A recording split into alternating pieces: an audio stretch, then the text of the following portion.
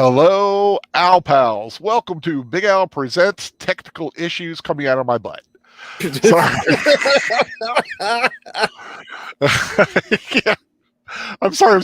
I just had two more, literally. First of all, welcome to everybody, all my Al Pals. Thank you for showing up.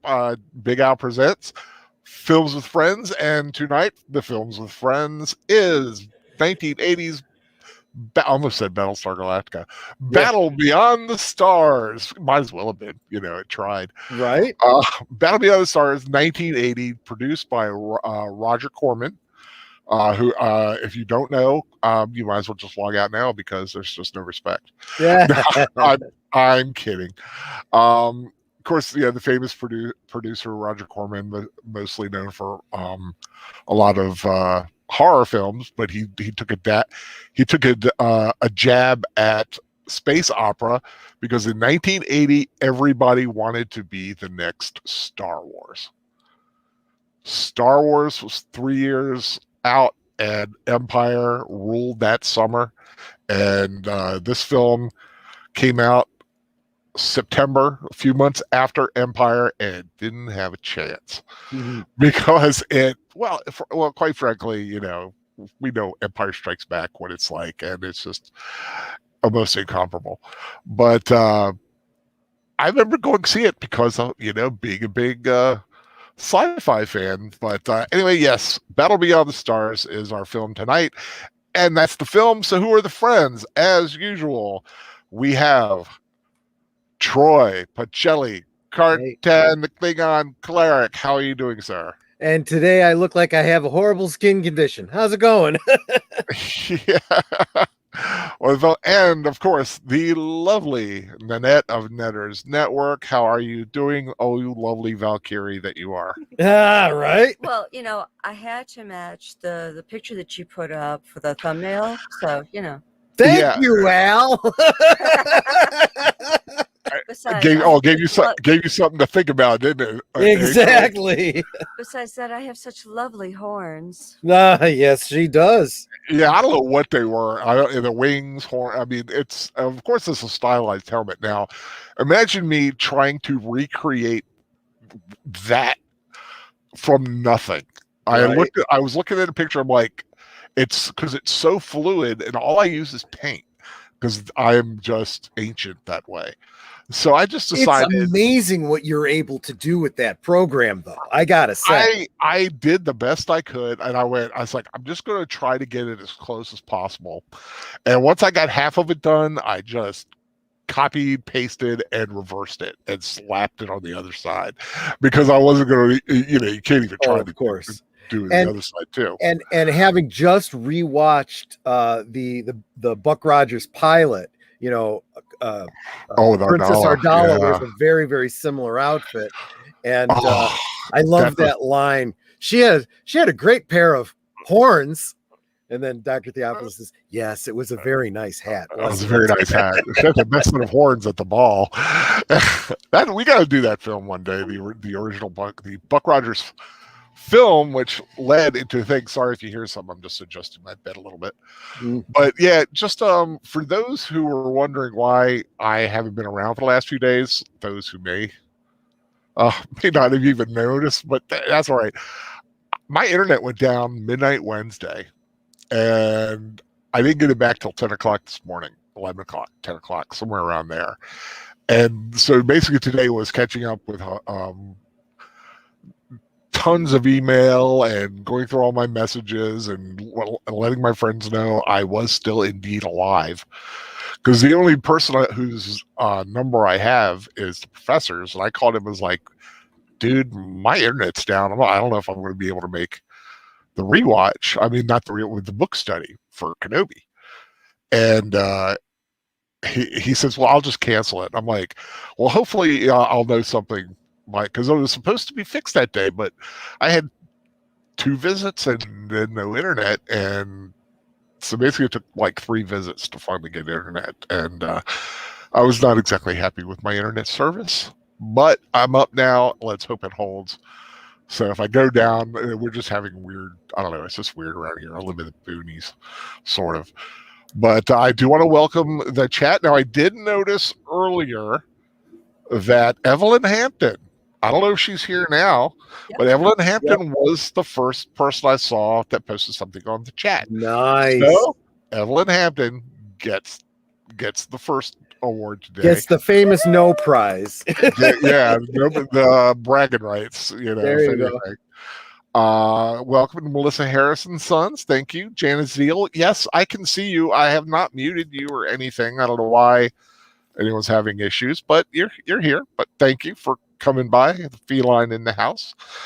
He says he owes me $5 or something. I have no idea what that means. But hey, yeah, it's money. We'll figure out something if he wants to send me $5. I'm not going to argue. Netter came in as well at one point, but of course she doesn't count because she's one of the big dogs. She is a big dog. She runs the show.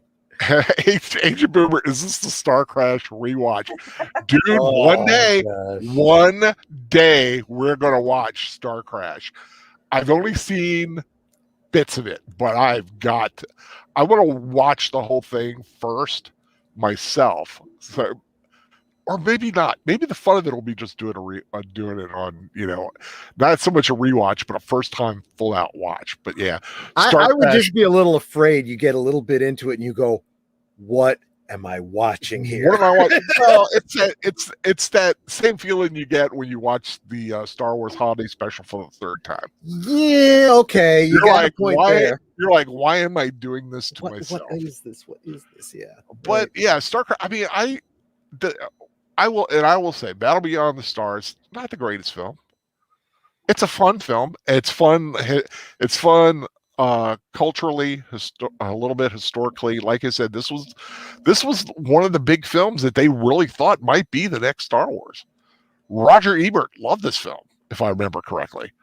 He thought, yeah, oh wow, this is a great film. Gosh, because I watched this and I'm like, they used the old. This was an honest, true attempt. Yeah, they were being serious. Now think about when they were doing it. They were doing it before Empire came out. Empire came out and just the effects and everything just blew the universe away. And they're coming in with a ship with boobs, which is true. I mean, in fact, it was designed to have boobs. Which would be fine if it was Spaceballs, but because the ship's name is Nell. It is a female artificial intelligence, and they wanted it to reflect that the ship was feminine. So they literally gave it boobs, and they showed the design to Roger Corman, and he loved it. Well, of course, it's Roger Corman. Yeah, Roger Corman loves weird stuff. But can you imagine though if they were trying to make it feminine today, what it would look like? Oh, that ship is just it'd be a flying taco. It wouldn't fly. Oh, good. Extra guacamole. But let's see who else we got joining us. Evelyn Hampton is here. Like I said, she won the award. Sir Torrid Clegane is in the house. Going through, seeing who's here. I do have to say that I would have been. Excuse me. I'd have been surprised if Evelyn Hampton wasn't here. Jedi, yeah, I just saw Jedi Masters Utopia. Welcome, sir. Welcome. Agent Boomer. Agent Boomer. Yeah, we talked to Agent because Agent Boomer's the one who mentioned Star Crash. That's right. Yeah, there's a wonderful collection of really bad sci-fi, and Star Crash is up there. I think it has David Hasselhoff, doesn't it? I'm in. Is that the one? I think it's the one that has the Hoff. So yeah, we're definitely okay. We're gonna have to do that one day, just as a thing. But yeah, I remember when I was a youngin', about, like I said, 15, going to the movies and loving Star Wars, had seen Empire, went nuts, and then this film came out a few months later, and Mommy, take me to the theater. And I used to do a lot of movies. My mother used to be one of the. Do you remember Sarah Coventry? Sure. Jewelry. My mother was one of the Sarah Coventry jewelry people, and she had weekly meetings where they would go and try to sell stuff and see the new stuff and meet and just basically. I thought it was like a cult or something. Look at Val. But she would drop me at the movies, and that's how I saw the original Star Wars like a gazillion times. But I saw a lot of movies because of that, and it would have been a lot better today because at the time we only had like 3 movie theaters, and one of them showed old films, and but yeah, Star Wars was there for a full year, and that's why I saw that so many times. Right. I remember when it disappeared, and I was like, "Wait a minute, Star Wars isn't there anymore? Yeah. Starship Invasions is there? What film is that?" It was something called Starship Invasions, which was really bad, but especially after what it's following, right? Now, yeah, did your movie theater have like different theaters within the buildings? Nope, You can watch it movie was- 1 here, movie 2 here, movie 3 here. it was one film. It was one film per theater. It was a one screener. Those were the old days, and the old days down here. The closest multiplex, you literally had to drive up just outside of DC. That was the closest there was. There might have been one like in the middle there somewhere, but it was a 2-hour drive easy to go to a multiplex. So you were pretty much reliant on that, and for like I said, for a while there we did have the drive-in, which was great. They always showed 2 films, so we basically had 4 choices.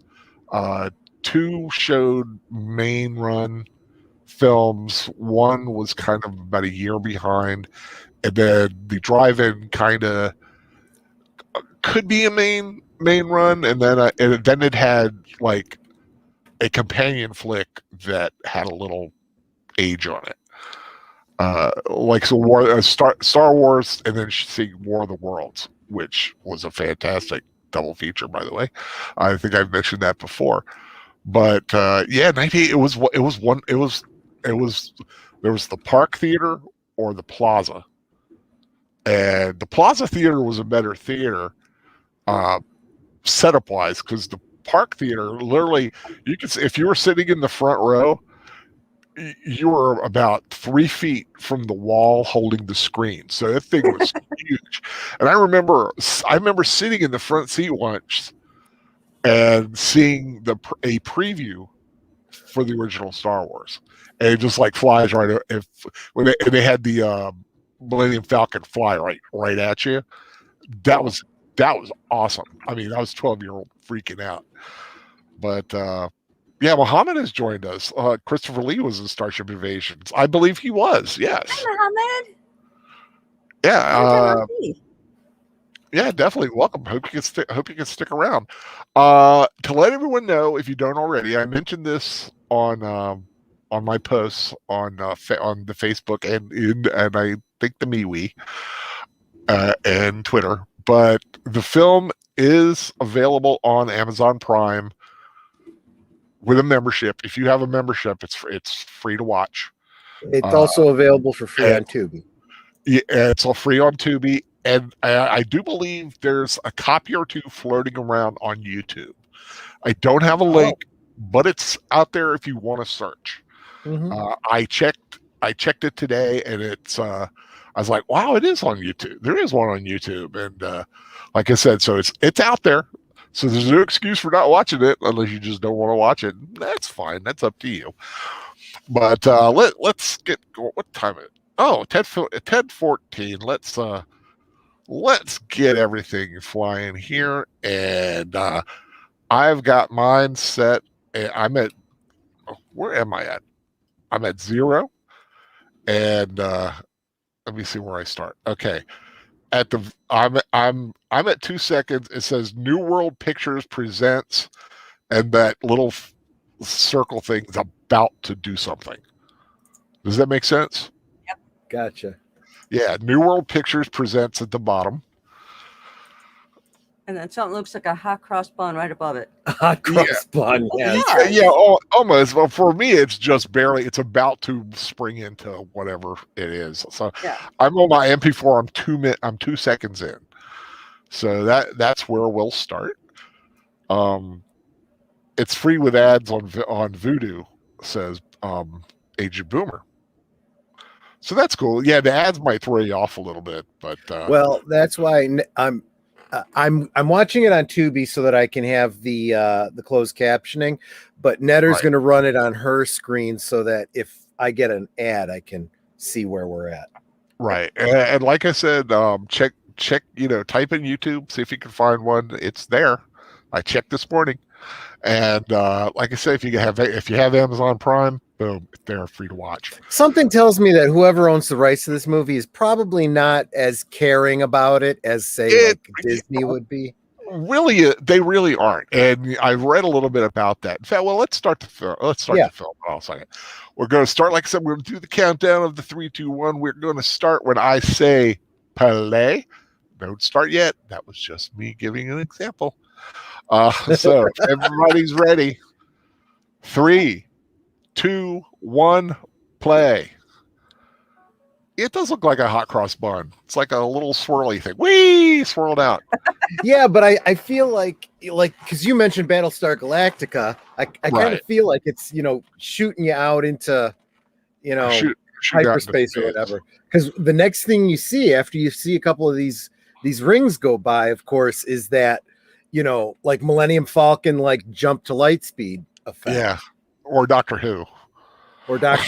It's like, don't look at the rings, I'm trying to hypnotize you. Right. Now, the music.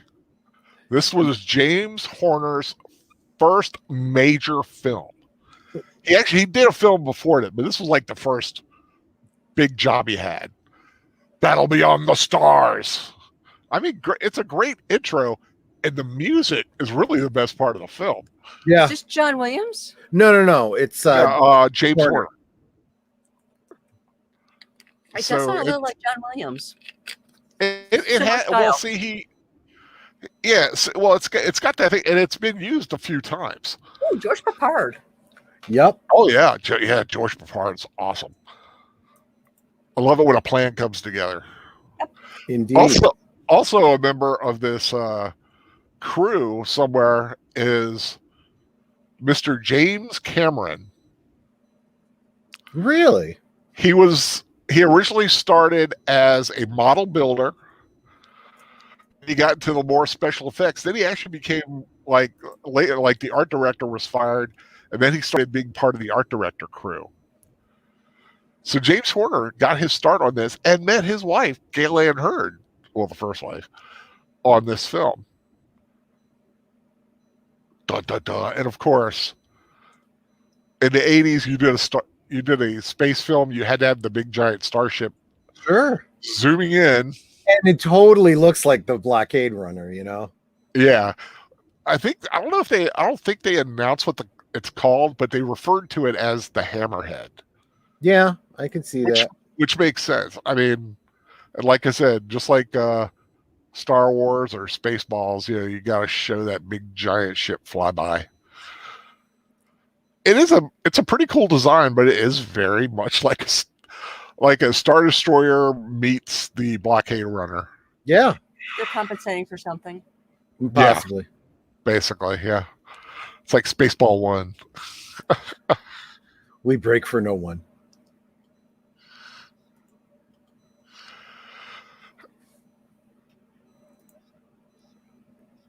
Yeah, the special effects do kind of have a Buck Rogers Battlestar Galactica feel to them. Yeah, well, like I said, it's contemporary. 1980. Yeah. This was. I mean, of course, it doesn't match Star Wars at all. I was just going to say, you were pointing out that this came before Empire, but it was after Star Wars. Star Wars had already set the benchmark. And they threw, I think, $2 million. Roger Corman did at this film. The most he'd ever spent on a film up to that point. Wow. Now this kind of has a little bit of a Doctor Who feel to it, that interior shot. Yeah, a little bit. They were building sets and stuff as they were filming. It was funny reading some of the history of it. But it's a very basic story. I mean, it's literally 7 samurai and Magnificent Seven in space. It's exactly the I would hate to be that little thing with that big giant spaceship coming at me. Right. Yeah, JLMS was Utopia setting. The opening sounds like the beginning of Star Trek 2. Well, yeah. It does.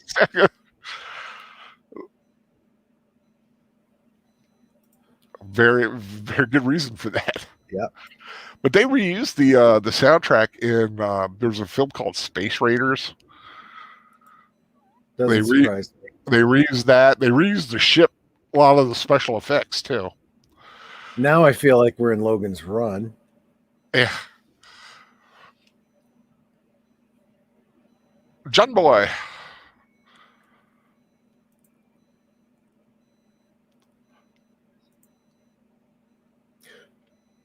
Speaking of Logan's Run, wasn't that the old guy from the end of Logan's Run? No, that was Peter Ustinov. Oh.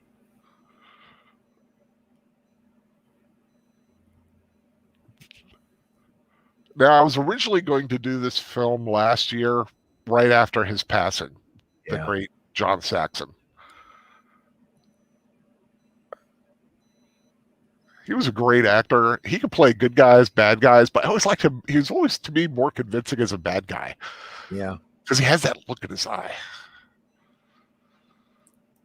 To me, he'll always be Maskatron. Now, who was Maskatron again? He was the bad guy from he was the android character from the $6 Million Man. Oh, okay. Forgot about that. And of course, Maskatron is the name given by Kenner to the action figure. Oh, okay. Yeah, I don't remember a lot.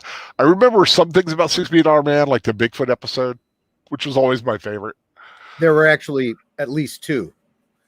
Yeah, because they had Andre the Giant, mm-hmm. the original one. I do mean the original, but then when they brought it back, they had Ted Cassidy. Yep. Lurch.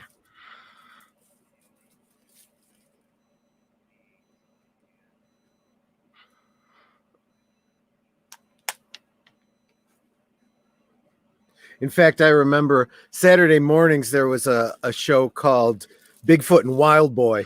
Oh yeah, Bigfoot. And for whatever reason, awesome. I felt like it was connected to $6 Million Man because of that. Well, I think in that one, Bigfoot was actually Bigfoot. When in $6 Million Man, he was an android. Yeah, exactly.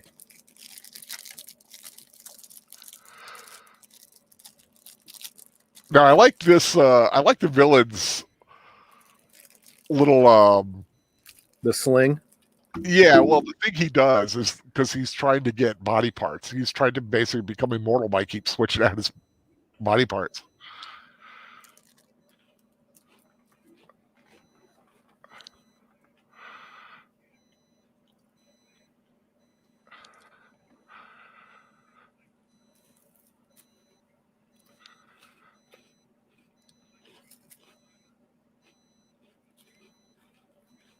Yeah, he's kind of like the Obi-Wan kind of guy. Yeah.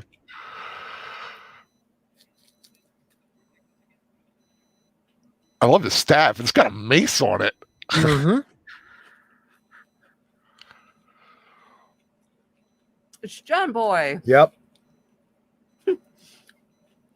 I just watched that the guy on the screen said, you're boy. Yeah, John Boy. Evelyn Hampton mentioning John Saxon and Bruce Lee and Enter the Dragon. Yeah. Oh, that's right. Yep.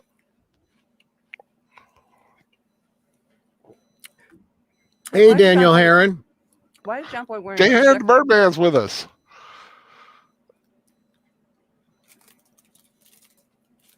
Yeah, I think I noticed he makes it to your streams, Al. He sleeps through mine. There she is, the boob ship. Mm-hmm. I always, when I was younger and didn't really put two and two together, two boobs together, but I always thought it looked like a cow. I called it the cow ship because it looked with the horns on the front, the way it is. Yeah, and udders. Yeah, with udders underneath. Yeah, it did really. Yeah, but like, what until a little bit, I was like, it does have boobs.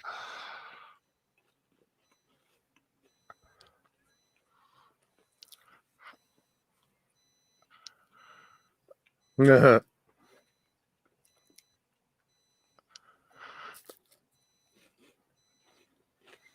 That was a familiar sound effect. Yep. That was a very Star Trek sound effect. Mm-hmm.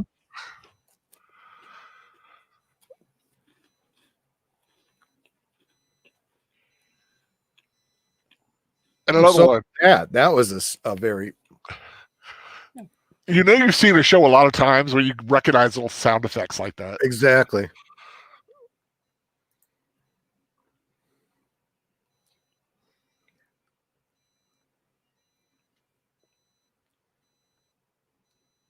Let me know when you need. But like I said, and I think Daniel Heron would probably agree that. Yeah, like say he's mentioned Obviously pretty soundtrack. Yeah, the soundtrack is an awesome soundtrack. It's been reused several times. The boob ship. The boob ship.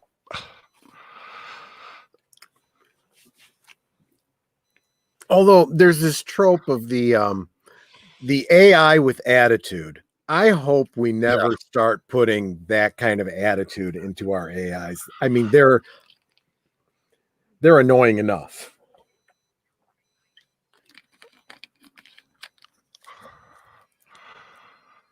And that's another ship that it gets reused a lot in some of the 80s films that are out there. Yeah. It always looks like a frog to me.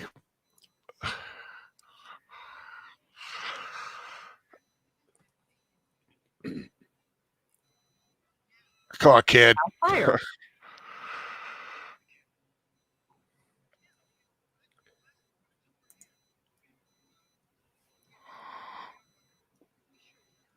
Daniel Heron Boom Ship. What movie is this? 11:06, 7, 8. Oh, someone wanted a timestamp. Oh, okay. 15. I'm close enough.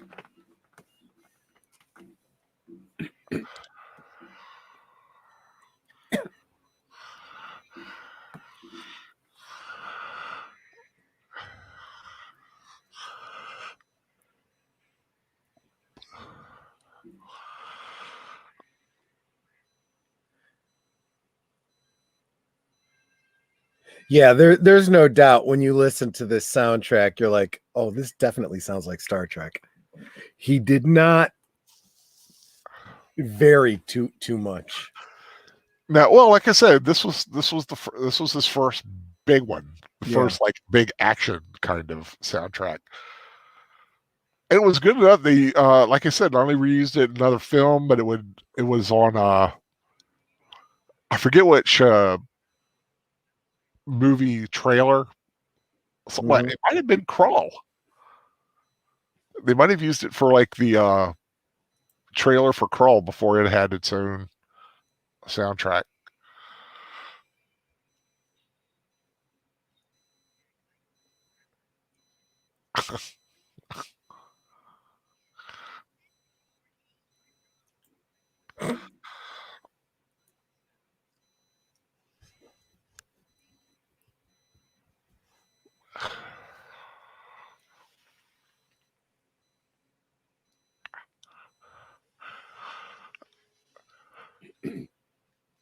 Now, can the ship fire its own weapons though?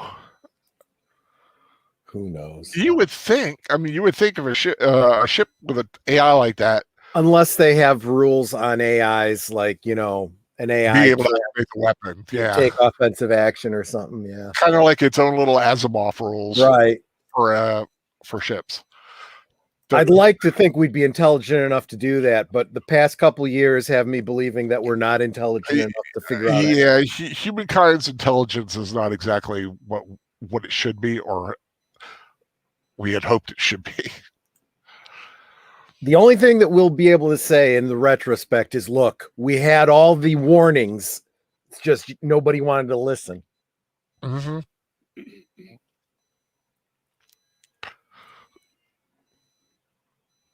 So many of us feel like Jor-El on this planet.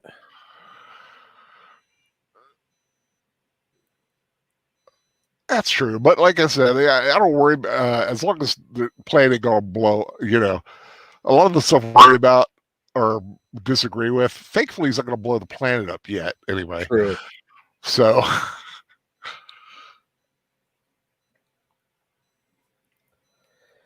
Now, this is one thing that I will say. These shots like this of the exterior of the ship and whatnot, this model work Right. Yeah. is just amazing, you know. And like I said, a lot of it's John Cameron. I mean, James Cameron before before all the other stuff. It was I think because of his work here, he kind of got the notoriety. Well, I don't want to say notoriety sounds so bad, but he kind of got the right contacts in order to eventually do Terminator. Yeah. Because he started off just helping make models, and then he eventually ended up in charge of a lot of the like design and set Once design. you know those are intentionally boobs, you can't unsee them. Yeah, I but what know. both are not noticing, the entire ship design is the lower female. Yeah, Those are ovaries. Yeah, I see that too. Yeah, and it was all done on purpose, which is what makes it even funnier to me. Wow. I mean, usually when you refer to your ship as she, you're not that literal.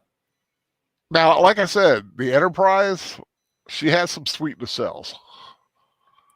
Graceful. Yeah. Well, the Enterprise D looks like a woman a little bit too literally from certain angles.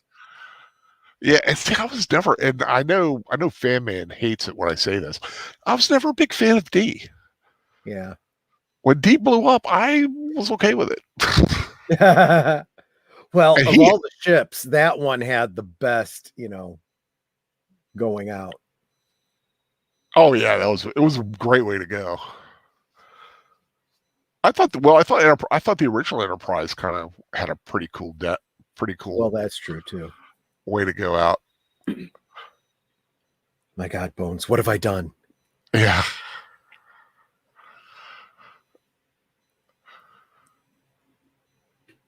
See, I need something like that, like a little just. Okay, but put like a recliner on it. Right. I do have to admit, this is better than I remember it. I've never seen this. Yeah, I haven't seen it since I was a kid. Like I said, I think where it really gets its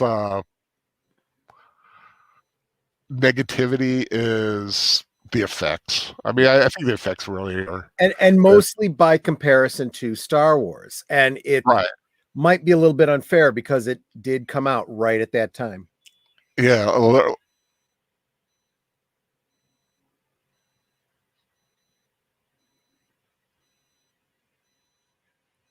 No kidding.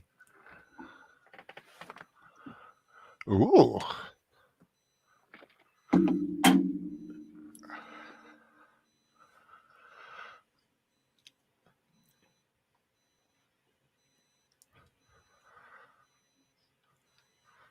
Well, you can take care of me too. I've never met another human before. Yeah, you're about 3 seconds behind me, sweetie. I can't do anything about it. That's fine.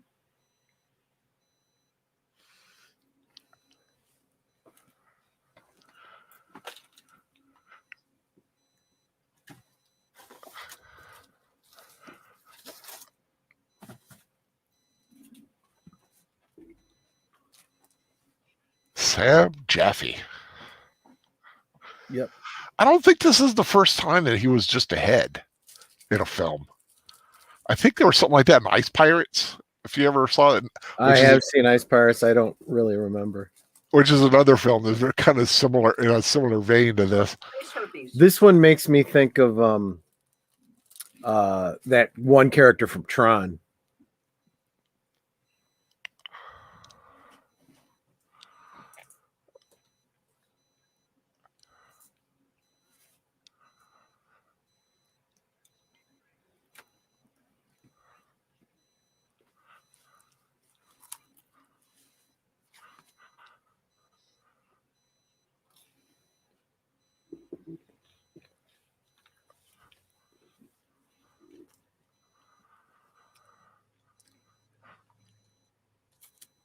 Because I know him most from Ben-Hur, the father of the love interest. Mm-hmm.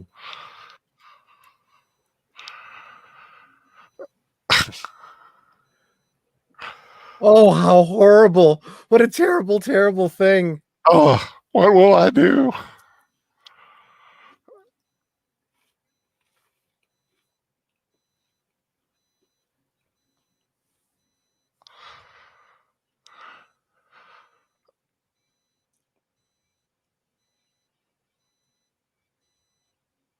Yeah, that's what he'll be doing. He'll be doing a lot of thinking. Oh, yeah. I know I'd be thinking. I'd be thinking a lot.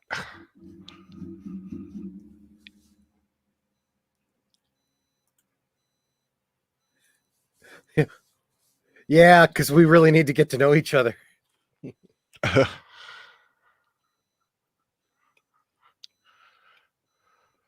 So, Mohammed says, you remember as an English teacher tried to pull some bull about ships are she because of misogyny, and you ride a boat like a woman.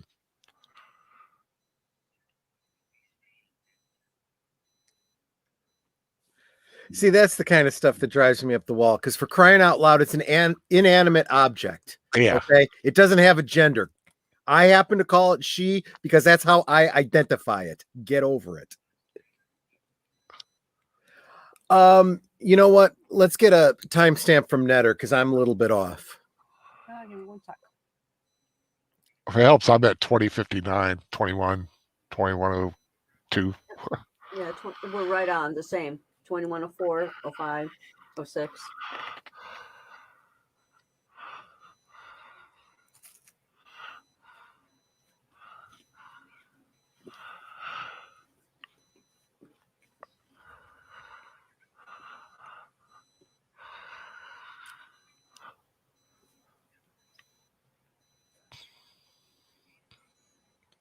She's a nice looking girl.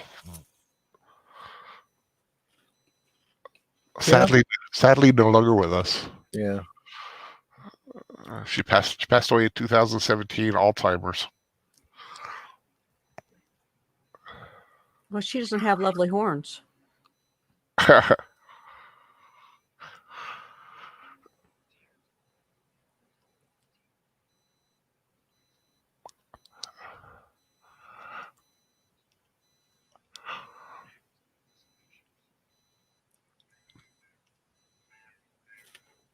Oh, Jedi Masters Utopia. Did you get your timestamp? Yeah. I'm at 22, 13, 14, 15, if that helps.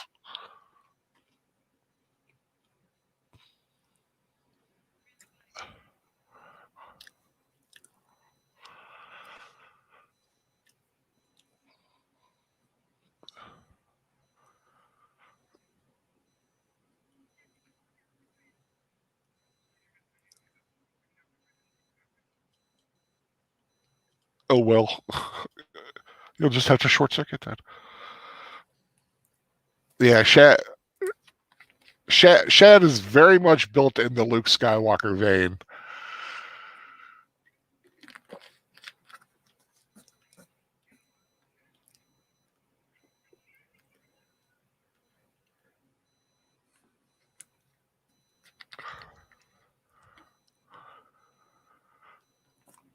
I always thought I never thought Richard Thomas got the credit that he deserved. I think because he was so pigeonholed as John Boy.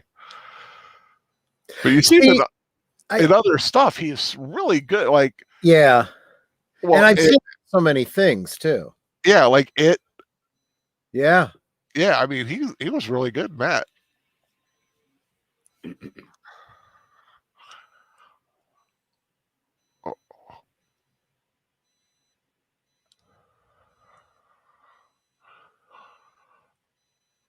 Stop the ship.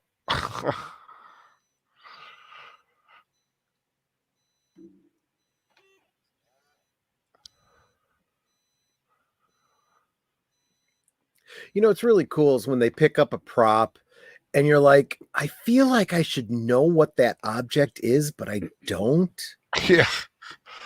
Or you mean like how it was repurposed from real life? Exactly. Yeah. It's just different enough that I can't put my finger on what it is exactly. Oh, I forget. There was Typewriter one case. thing in here. A what? It looks like a typewriter case. Oh yeah, could be.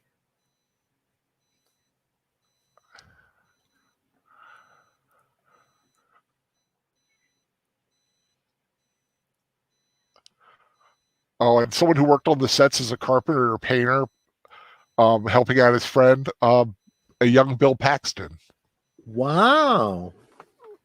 helped build some of the sets.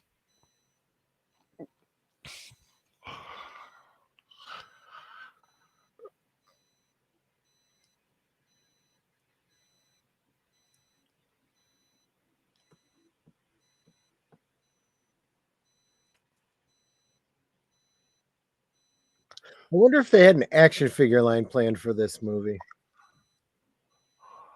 I don't know. I know you could get like a model or a resin model of Nell, and I'm sure you can get the Hammerhead too.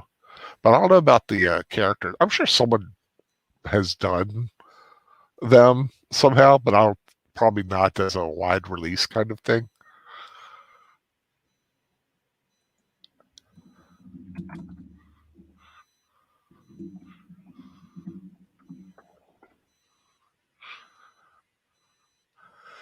But you were talking about repurposing stuff.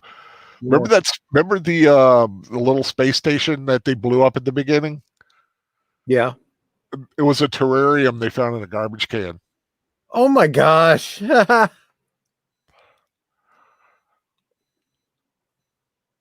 that's the wonderful thing, like just pieces you can find and stick them together. There's this guy on YouTube who makes spaceships out of stuff. And I remember one of the ones he did was the Head and Shoulders model, and he kind of like just used that as the main body. Huh.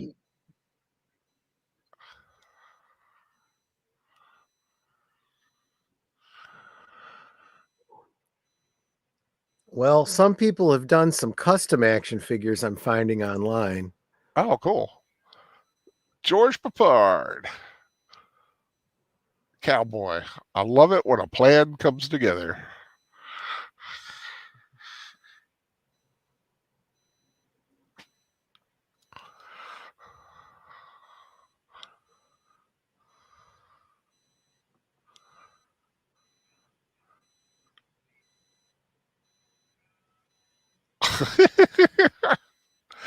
Makes you wonder what he's smoking.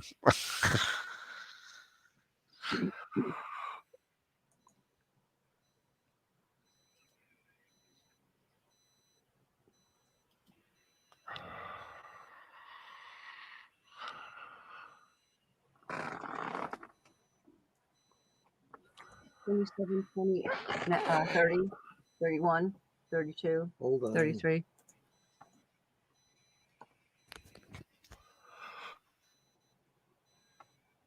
$27, 40, 41, 32. Yeah, Mohammed's saying they only ever made a model kit for the ship. They probably never planned to make this for franchise, just a quick buck.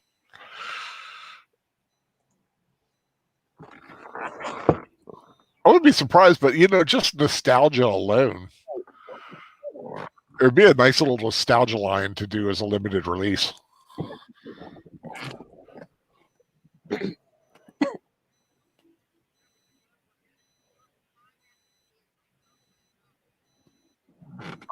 Well, I guess we got our answer to that earlier question we had.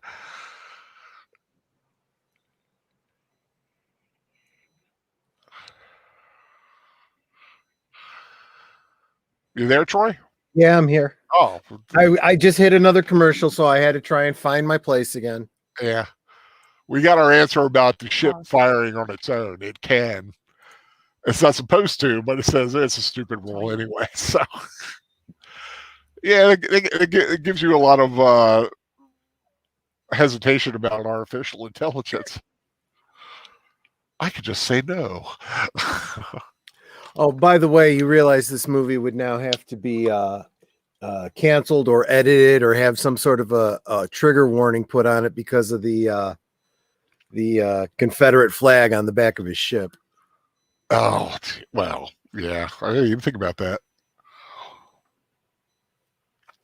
See, I didn't think about that because I'm not a moron. Well,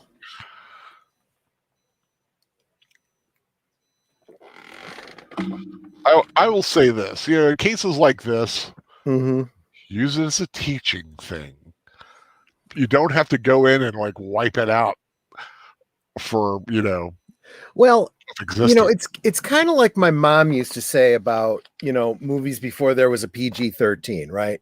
Some of Right. the PG films had Oh some yeah. pretty, adult stuff in it. And she was like, look, if my kid gets it, well, then no harm is done. It's not like he learned anything new. And if he doesn't get it, it goes over his head, no harm, no foul.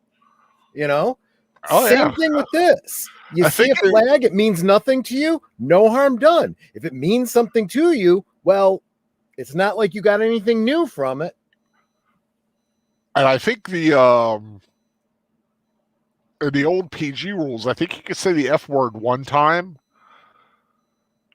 And I think there was like very super brief nudity.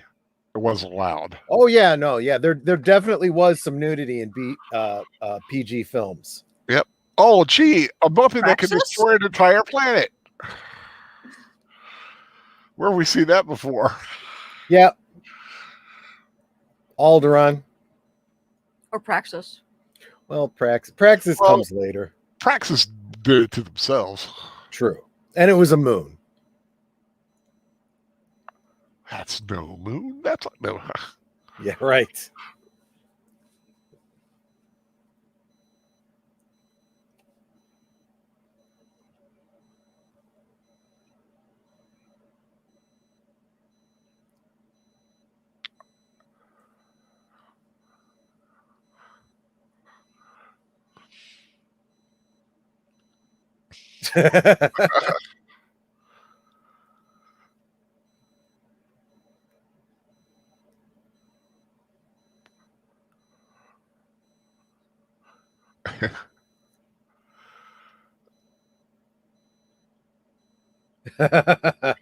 Oh, I see how it works. Yeah, you're stuck now, old man.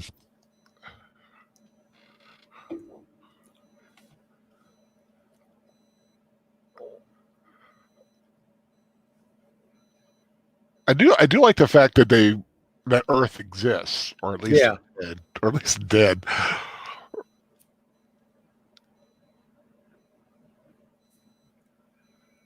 He has no idea what he's talking about. No, he doesn't. But see, this is kind of cool, right? I mean, somebody who knows history, someone who would have no reason to know the references, Well, like earlier you said, you have Snowball's chance in hell, and he's like, Snowball? Just like Yeah. the girl earlier was like, wind? What's wind? Right. If you lived on a ship with climate control all your life, you would have no concept of wind. It's like the Lights of Zatar. Yes. Yes, it is. I guess she's not going to make it to Memory Alpha.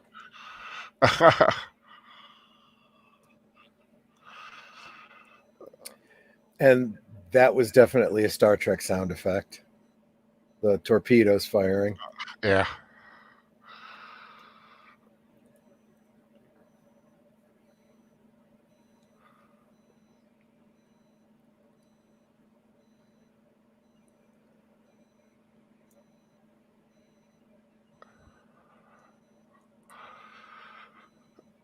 I can see, like I said, the special effects aren't really like Empire Yeah. standard, but They're not really terrible. not, Yeah. not as bad as I remember them being.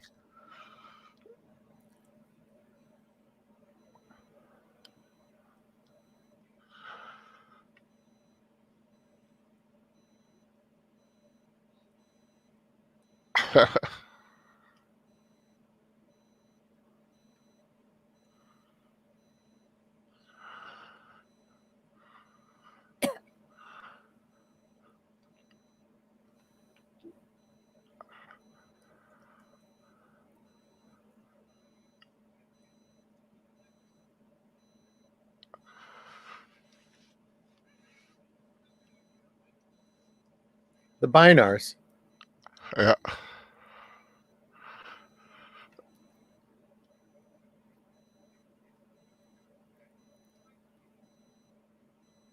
Yeah, I like the little bald ones radiate heat. They get too close, they get real hot. And they're called Kelvin. Yep. I think that's kind of a cool little reference. I still think that's funny that is Morgan Woodward.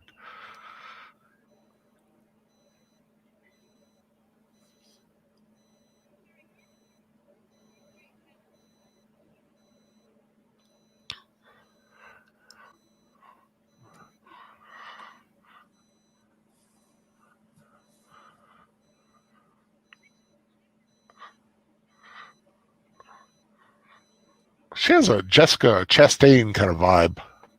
I can see that.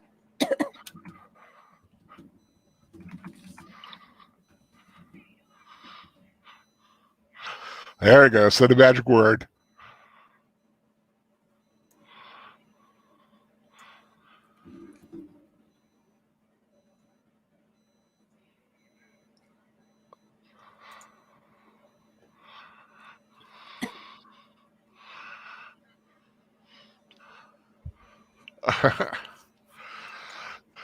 It's almost like, Martha, why did you say that name? Although, the new one is now going to be Mothra. Mothra. Yeah, I've seen them doing that. Save Mothra. Why did you say that name?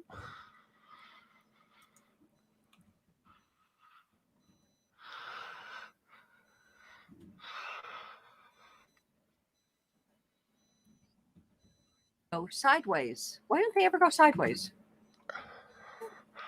Yes, one thing I really would love to see in like a Star Trek type show, like intercepting from like below or at a weird angle. Everybody's always like on the same plane.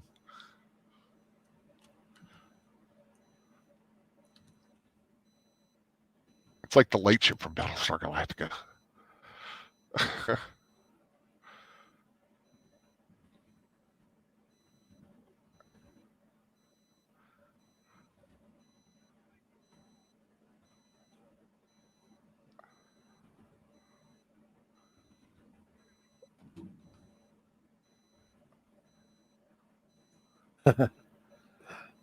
I got to be honest with you. For all the good effects and all the other stuff, these guys look terrible. I know. It's like the little eye on the forehead. Just painted there, yeah. Yeah.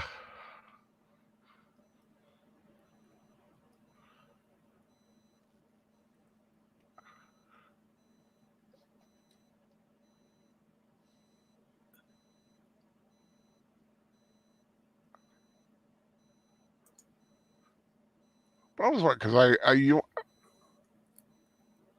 want to see, is it supposed to be an eye or is it like a decoration? I have no idea. It's got to just be a decoration, but at the same time, it looks like an wearing eye. A hat, or is that supposed to be their head? I'm thinking that's their head. Well, then the seam looks just terrible. Yeah. Well, the guy that's talking to John Boy, his looks really bad, but the guy behind him, it looks indented, so it looks like an actual eye. Yeah. I think that's a Bowen. I think that white thing is supposed to be like a hat because you can see it comes around their neck too. Oh, maybe. Yeah, maybe.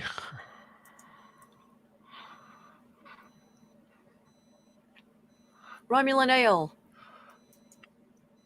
Strictly for medicinal purposes.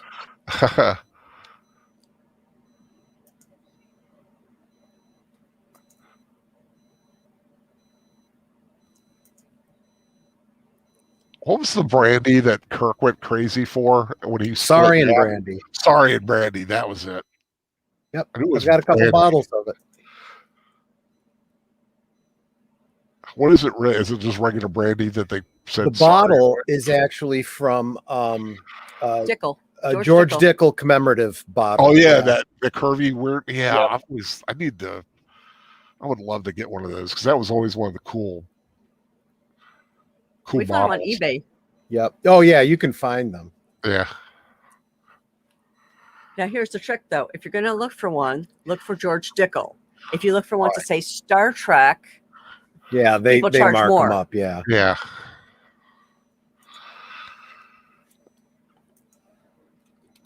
I'm curious to see if there's any around eBay.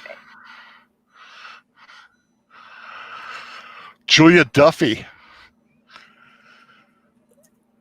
from the Newhart show. Yep. Also from Wizards and Warriors, a very underrated show from the early 80s, late 70s. There's one on eBay right now, 99 cents, no bids, $8.63 shipping. It ends in 11 hours, 58 minutes. For those of you that are actually interested in obtaining a bottle, yes. And if you want it, the item number is 184 Don't tell everybody.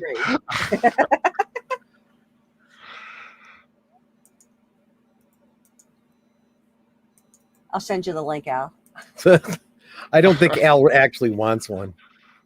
Well, I'm really trying to put a hold on a lot of gathering right now. Right. Yeah, especially if you're going to be moving. Until I find a place. Then there's the odd thing here and there I wouldn't mind having. Well, I sent you a link anyway. Cool. Yeah, I can always take a look at it, you know. I always thought it was funny. One of the weird things that I'm not going to say I collect it, but I do have two of them, is a King's Dominion goblet. A King's Dominion's a amusement park in Virginia. And it's like this kind of a cool goblet looking thing. And I remember buying one when I was at the place, and for some reason it just was always around. I found one at a thrift store for like $1. I was like, oh, I'm gonna buy one just to have another one. Is it glass? It's glass. It's like a big heavy goblet. Nice. They show up on eBay every now and then. What kind of goblet is this? Looks like this. Oops. Hold on. Like that. Let's show it again. Oh, okay. I love how he's wearing like basically a motorcycle helmet. Throw some spray paint on it, put a little bit of thing around the collar, call it a spray helmet. But I appreciate, like I said, I appreciate something like that because it's kind of like why I like fan films. Sometimes you have to be creative, and sometimes it's kind of impressive what they do come up with. Like I said, you'd be really stupid and take a pill. Right. It just drops out of something. Dial a date.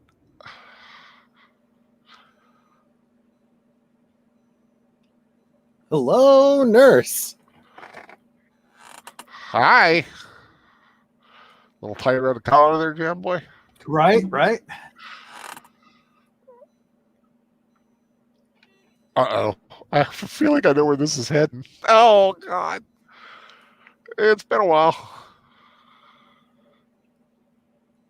That's what you call freezer burn.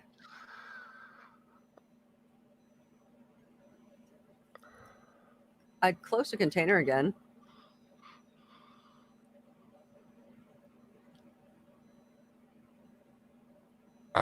Gelt. Robert Vaughn. Napoleon Solo. Yeah, Napoleon Solo, right.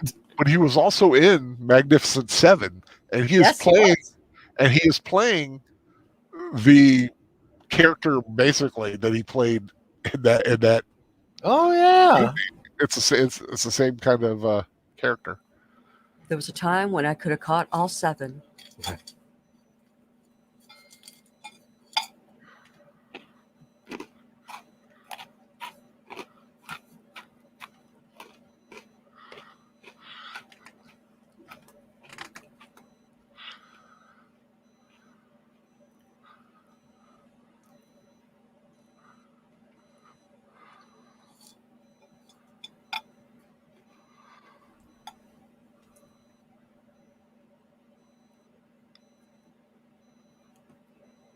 I always liked Vaughn. He always had this swagger.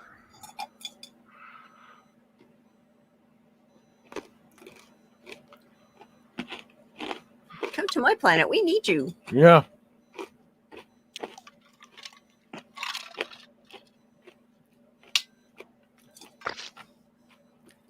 What you snacking on tonight? I have some like pretzel bits. Ooh, yeah, I got some press. I'll pull them out after the movie. But I just got my lemonade, which I just poured on myself a little bit.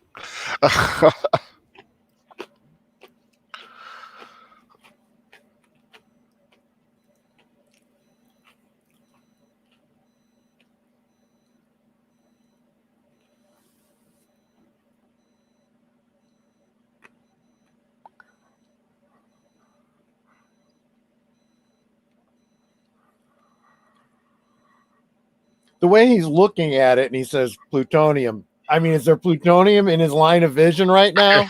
Yeah, I know. Well, it could be like a little case or something.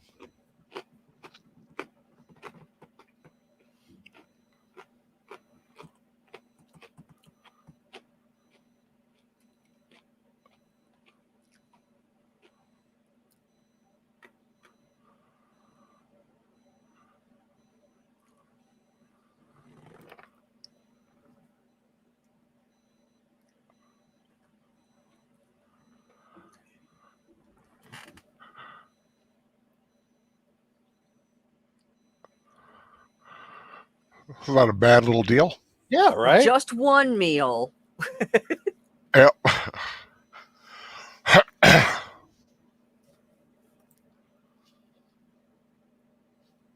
And that looks like one of those drink containers you get at an amusement park.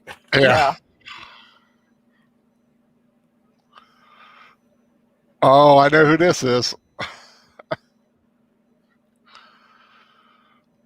Pay attention, Netter.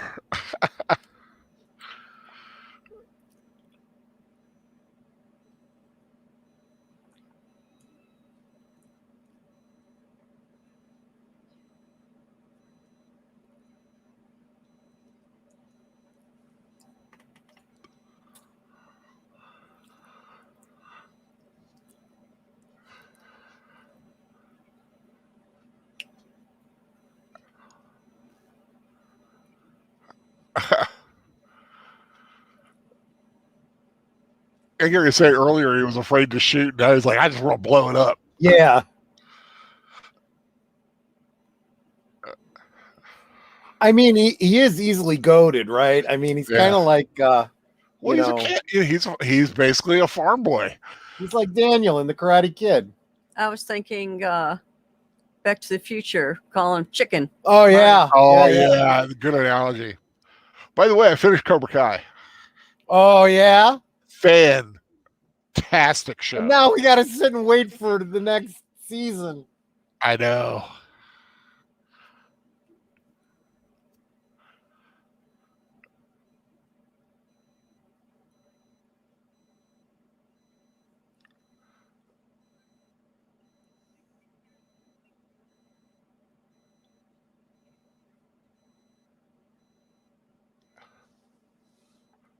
I like how she's leaned back. Yep. She's like driving. She's like a Ferrari, like I'll lean back and. Exactly.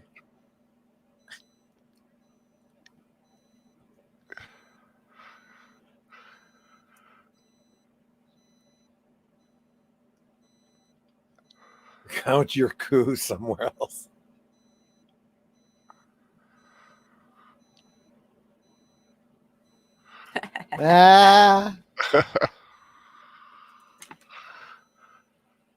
Well, you need allies. I don't think I'd look a gift horse in the mouth. Yeah, I mean, at worst, she's a diversion.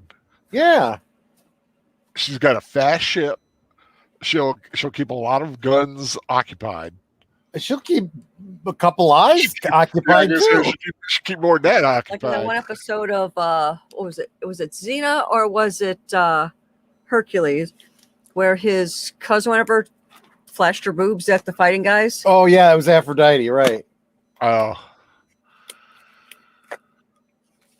She's like, "Oh, we don't have time for this." Zing! Duh.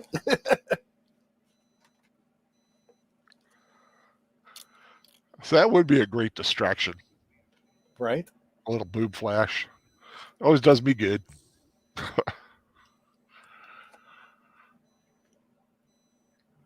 Okay, I am trying a brand new Pringles flavor rotisserie chicken. It tastes like rotisserie chicken. Ooh. Oh, now I'm curious.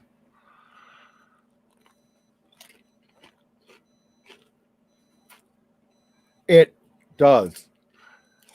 It really tastes like rotisserie chicken. That is so cool. Huh. I haven't had Pringles in a while. I always like pizza Pringles. But there are still two chips from when I was a kid they don't make anymore. They were Pizza Wheels and Chipsters. God, I love those things. And I wish they would be back. I would love to have a time machine simply to get those two snacks.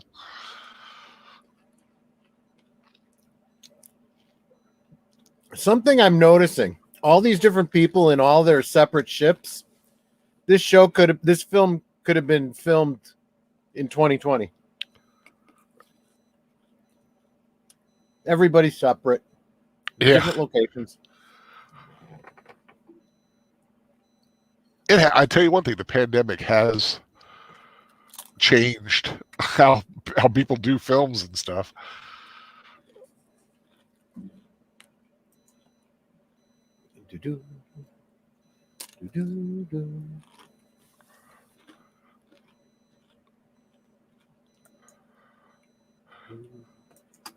I like his shit. It's really cool.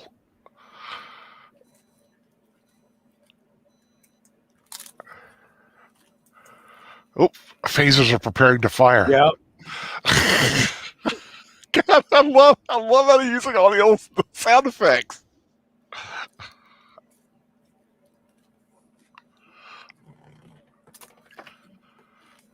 Green Doritos? What are they, guacamole Doritos? Do they make a guacamole Dorito?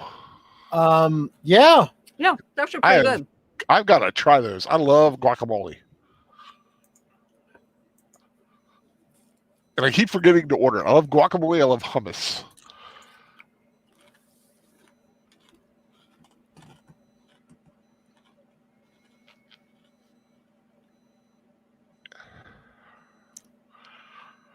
He's got his little armada.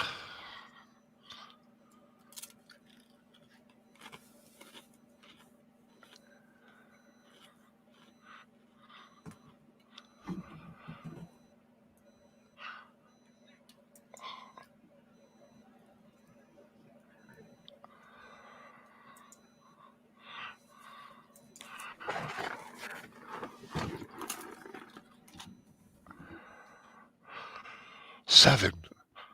Like Seven Samurai? Magnificent Seven? Right. Yep. Shocking.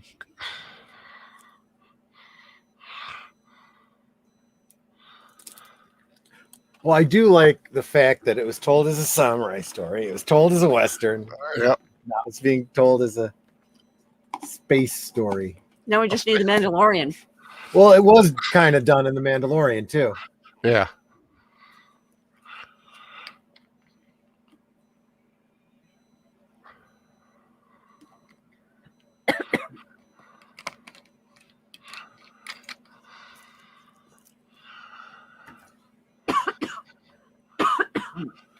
Sorry, I'm choking on my tea.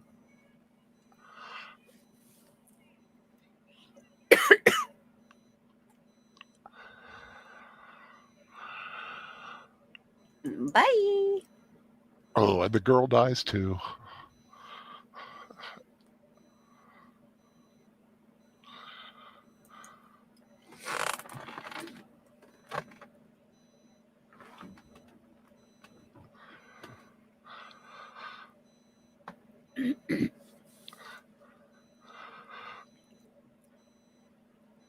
It's a sparkly glowy. It is sparkly. Mm-hmm.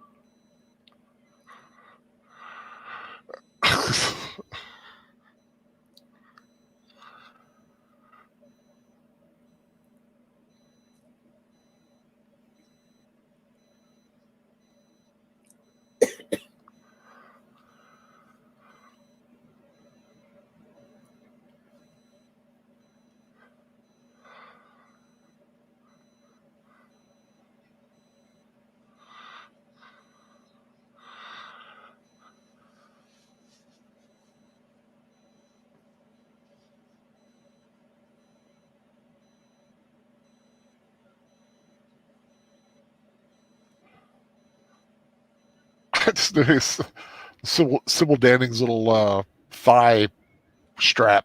Uh-huh.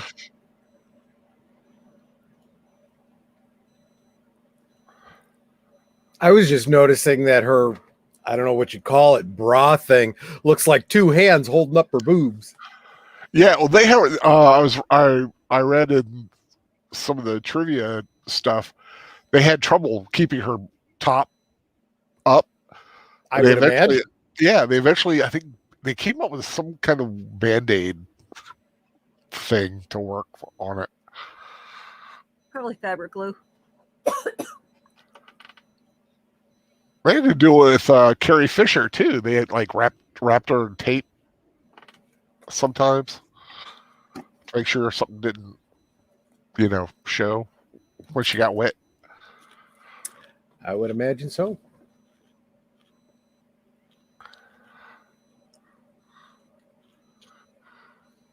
Oh, Muhammad has to take off. Well, thanks for joining us. Yeah. Thanks for coming by. Tune in next week for mine. I'm doing the 300. This is Sparta. I swear that looks like the hand image from Logan's Run.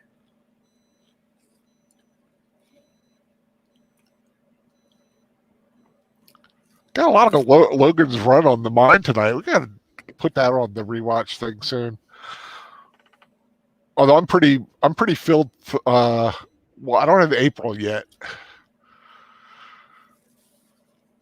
I'm pushing The Martians to May, by the way. Okay. Just so you guys know. The Martians in May. Got it. Yeah. March will now be Monster March. Monster March. Well, at least one. At least one. The weekend before St. Patrick's Day, I'm kind of thinking either a big green monster or the Quiet Man.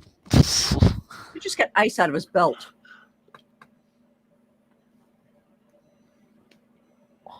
Ooh. I know, right? She was. Yep. Yes, she was. Mm-hmm. Lovely horns. Yeah, they call her a B actress, but more than B there. I would say, D at least.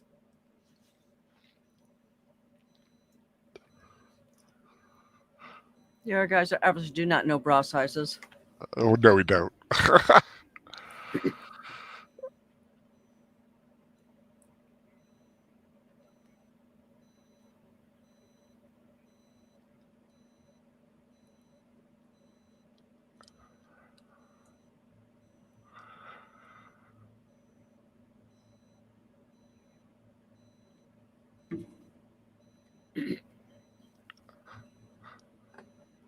Oh, I like that. You make your army out of mutants, and they're all like substandard. It's a good thing you've got a big. It's a good thing you've got a big starship, dude. Because some people who are working for you are not that smart. And does he think he's Napoleon? He's got his hand tucked into his jacket. Well, his arm's messed up. He needs a new arm. 58, 58, 59, 59, 04, 05, 06, 07.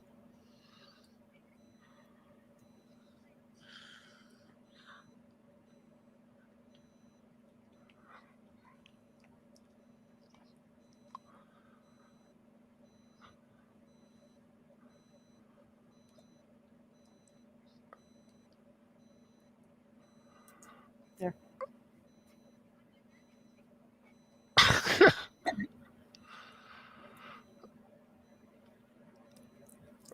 God, I always remember that episode of Enterprise where there was like you needed the extra. Yep.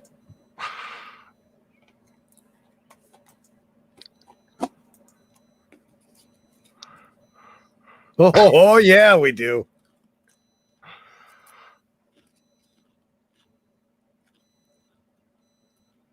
And she instantly knows how to do it. I did not know the tongue was involved. I would say, in fairness, there is probably an instinctual element to it.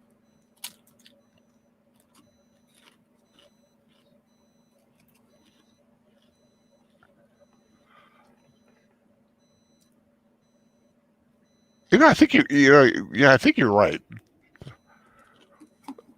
Because I still remember, and I do remember the first time I ever had like a real kiss. It was it just like It's awkward. it was awkward, but it was instinctual. I just, Yeah. I think it was pretty good. I would like to think. She came back another time, so like at the Kelvins of the campfire. Yeah.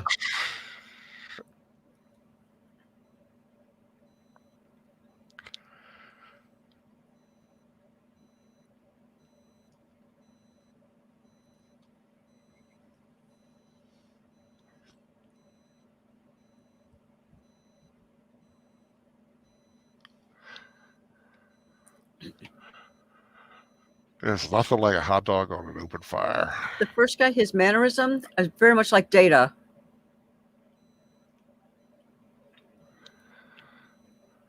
There's no dog in this.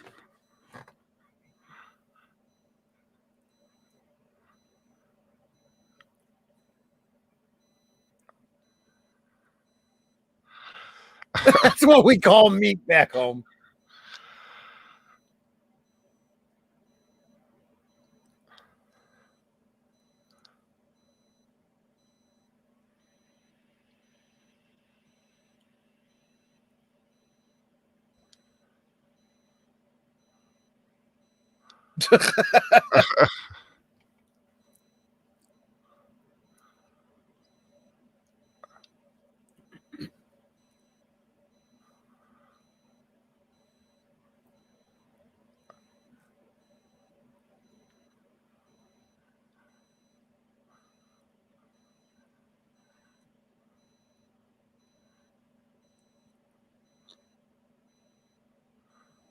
I was never that little. He does play that dark natured guy pretty well.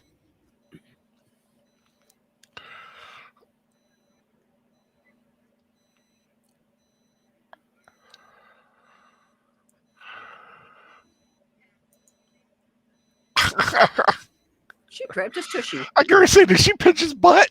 He did.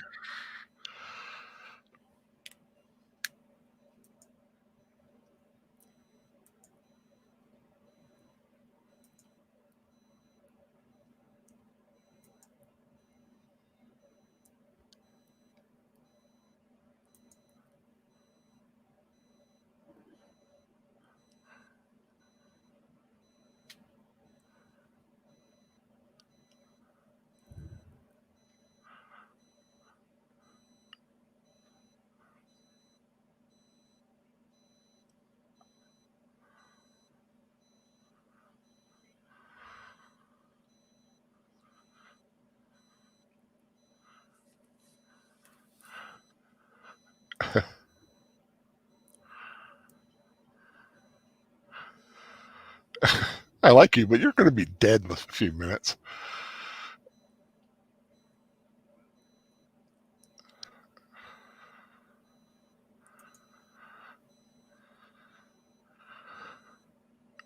No, I didn't. I knew that was coming. Need a belt like that.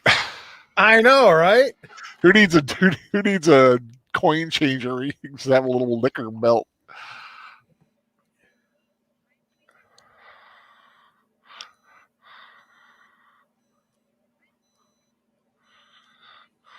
I have a new outfit that straps down my boobs.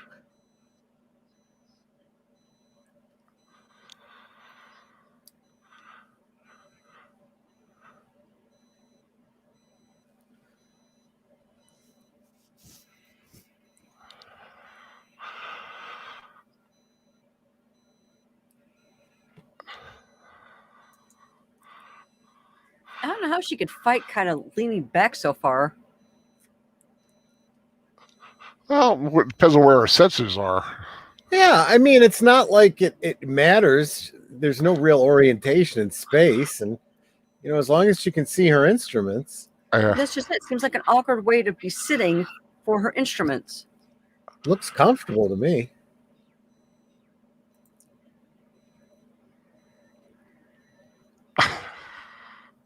I like how the guy's like really doing a flashy way of pushing his button.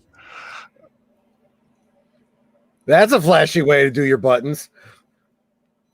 And that's why he's all dead. He's all dead, yes.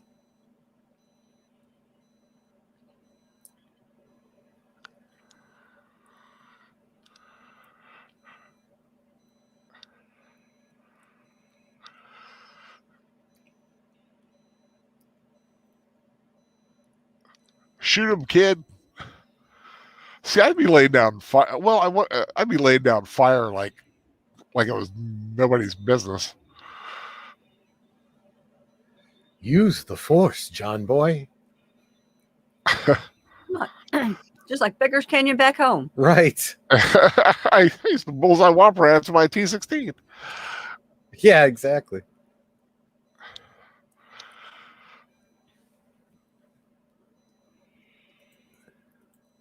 I always like the design of the T-16. That little three-winged. Kind of like a precursor to the Lambda shuttle.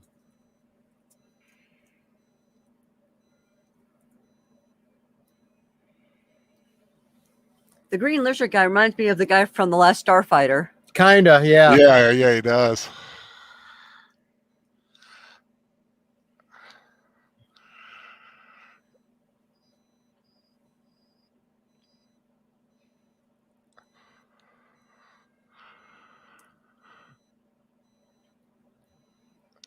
I love his ship. His ship makes an eerie noise as it goes by.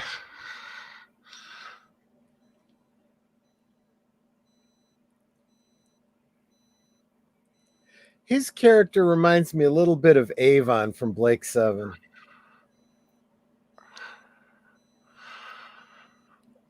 He was like the real leader, right?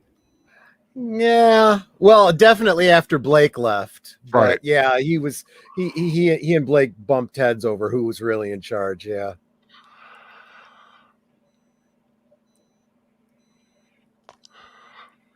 I like how he's got that cold steel look in his eyes.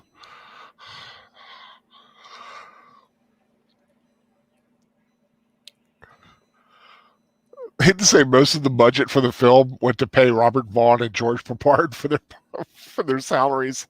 I would imagine.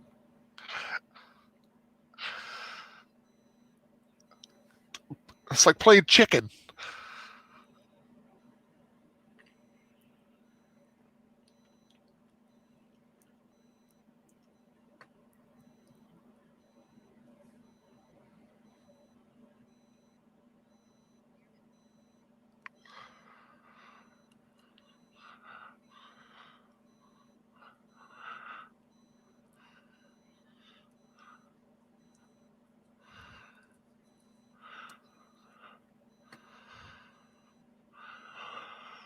And how many times have you seen that in a movie? Yep. Use his own weapon against him.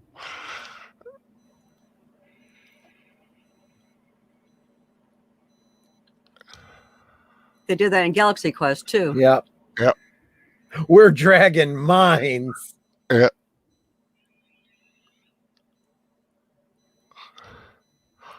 It'll be interesting to see what they do for Galaxy Quest 2. Are they doing a Galaxy Quest 2? I heard it's in kind of a pre-production. Oh, I hope so. They're doing something with it anyway. It'll be nice to see Star Trek on the big screen again.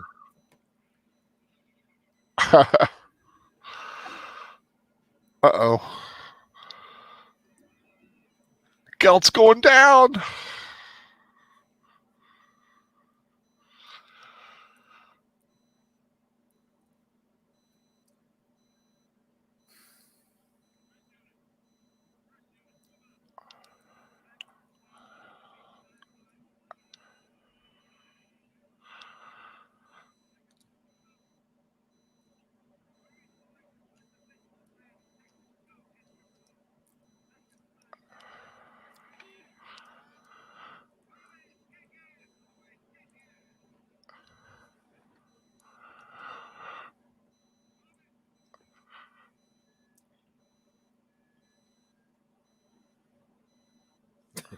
This does seem like a precursor to the A-Team.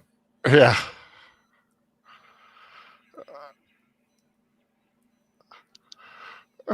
This would have been before the A-Team. I know, but the characterization, you know. Yeah, no, I was just trying to think of the placement of in George Peppard's career of where everything went.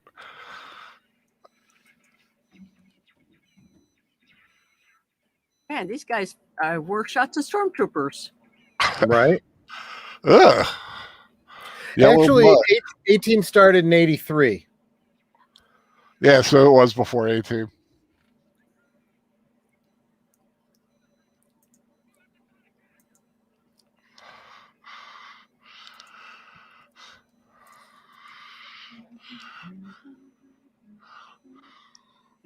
Melissa Harris says, I love it when a plan comes together. Yep. Yeah.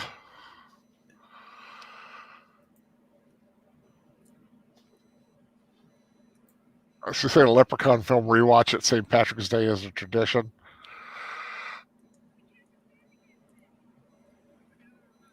Wanna bet?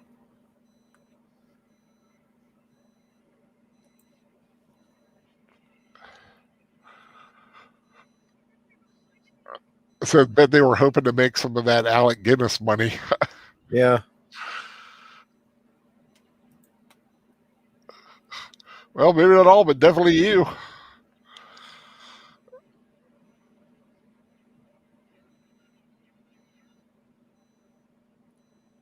Fortune favors the brave, and you were not brave.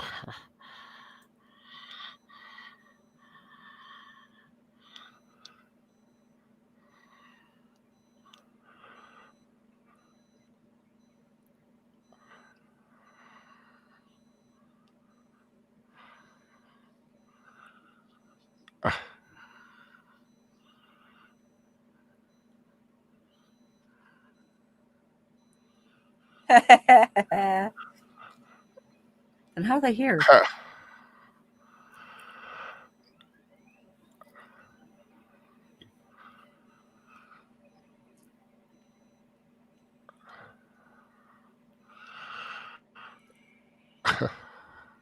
Oompa Loompa. I've got another riddle for you. Burning them up. Ooh, they must have expended all their energy. It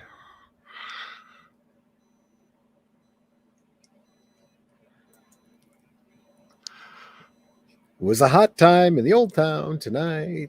Man, look at that hairdo there. Right. That's an early 80s, late 70s hairdo. Yep. Yeah, with the porn stash.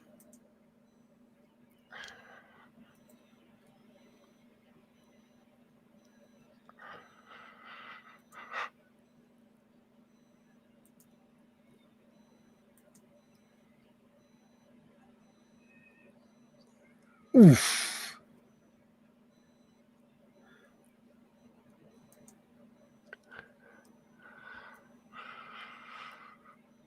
I heard there's a comic series that has the adventures of his character when he was a young man. Beat the snot out of you with my cane.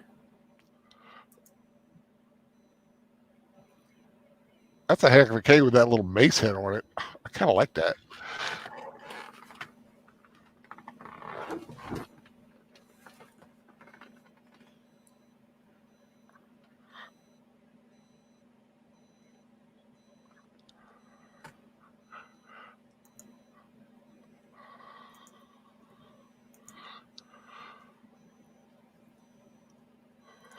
Was that his daddy?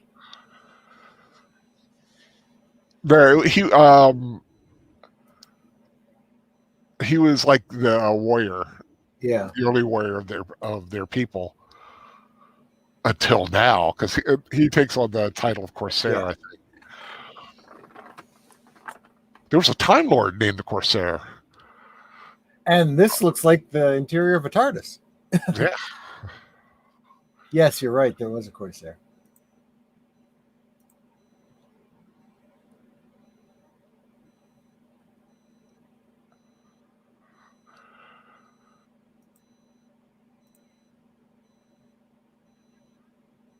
Whoa. I know, right? That was a focus on a butt shot if ever I saw one. An asteroid? Yeah.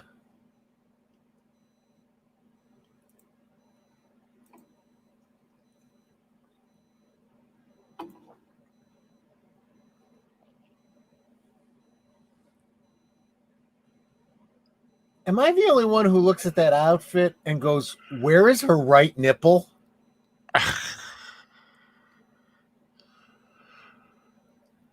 It's just down on that material. The pink is covering it.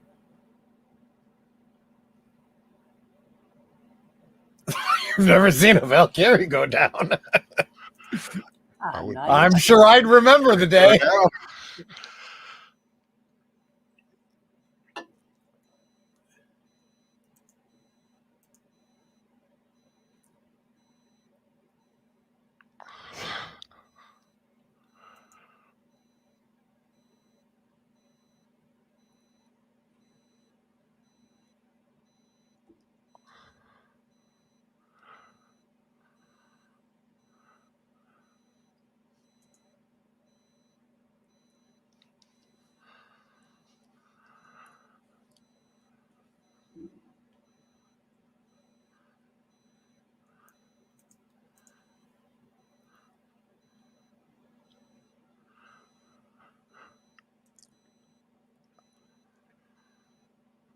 No, I'll never be able to spend my wealth. Right. Yeah. Well, he couldn't before. Right. That's kind of sad. You have all this money, but you can't show your face and buy anything. Yeah. Well, there's always Amazon. Yeah, I agree. I was thinking the same thing. It's like, have it shipped to you.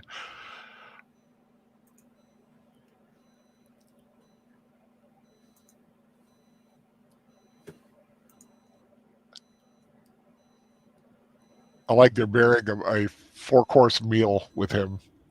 Yeah. That's what he wanted.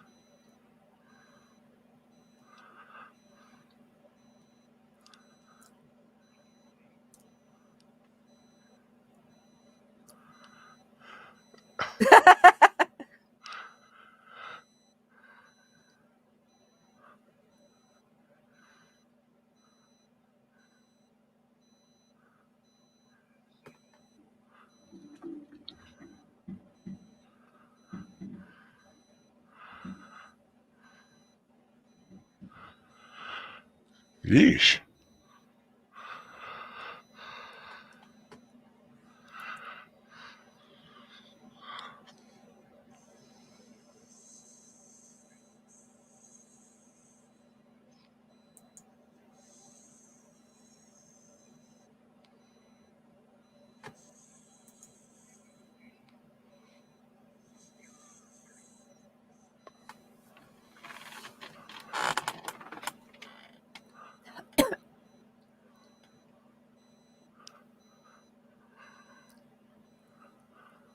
Is that a stapler on the end of the arm? That's what it looks like.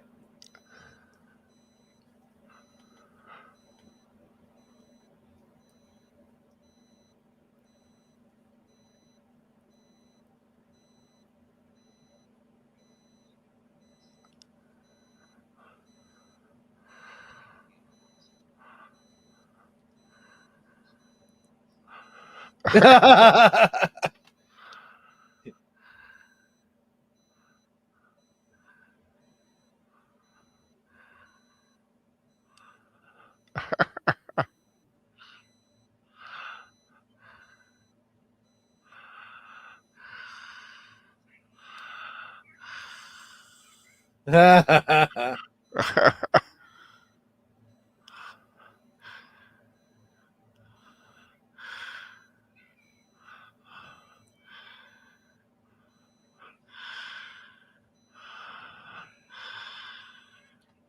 that didn't work. Oh.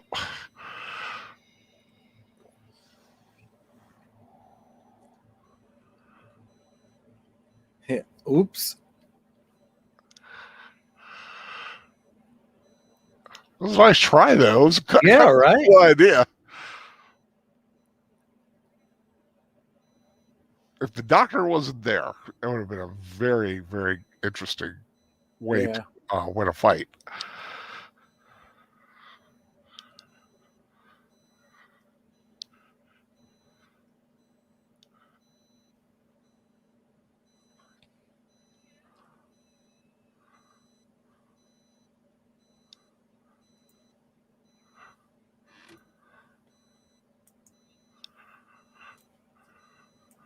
Now, I know this is weird to say, but her hair looks like it is fried. Yeah. At the very end. Yeah.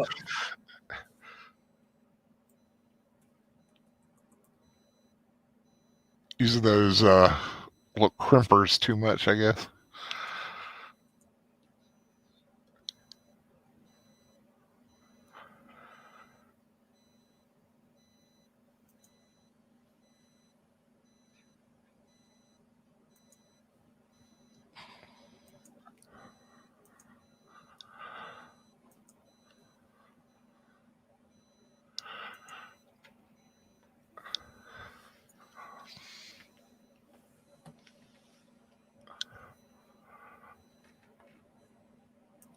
HBO said they could have made a TV show based on this. Yeah, right? They could have, I think. Yeah.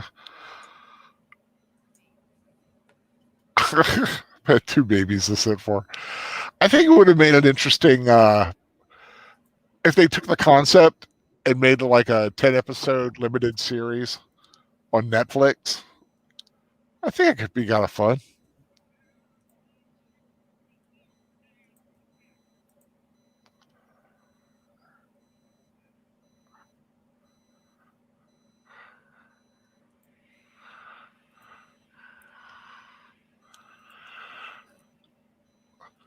Sador angry. I would think so, yeah.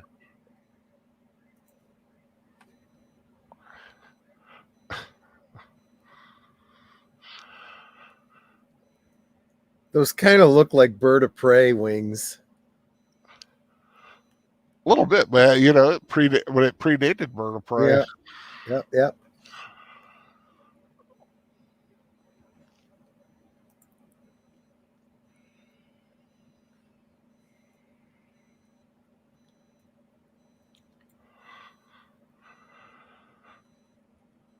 She is like a mosquito.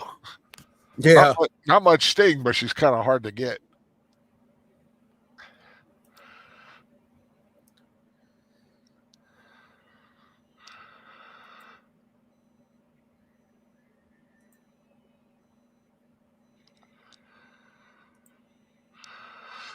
Photon torpedo.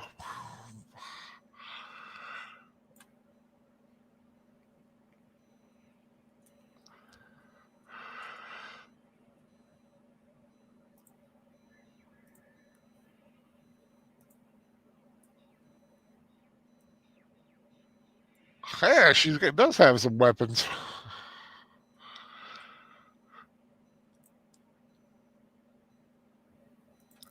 You're going to say it is strange to come from a warrior race and your ship has no weapons. Yeah.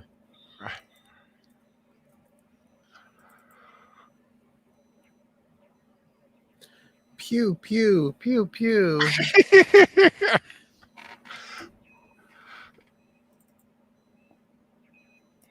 Yeah, that does look like a TARDIS. Right? A sleek TARDIS.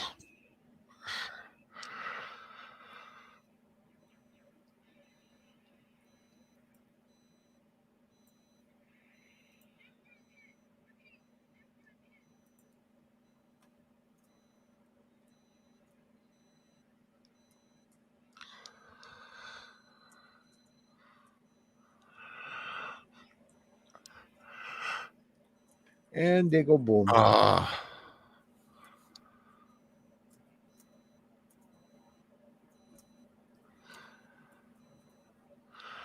That's sad. I like those little white guys.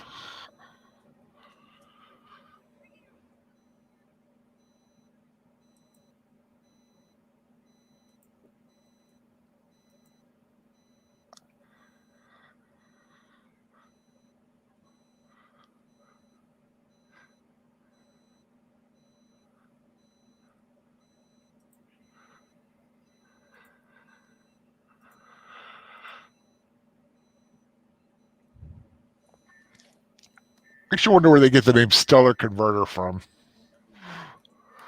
As it turns it into a star, right? I suppose. Because that's what it looked like it happened to the other planet. It just started to glow. It didn't really disappear. It's almost like it turned it into a star. So I guess Stellar Converter makes sense. I always like the mass drivers in Babylon 5. Yeah. Where they would just throw asteroids at you. It's like like throwing rocks, but real big rocks.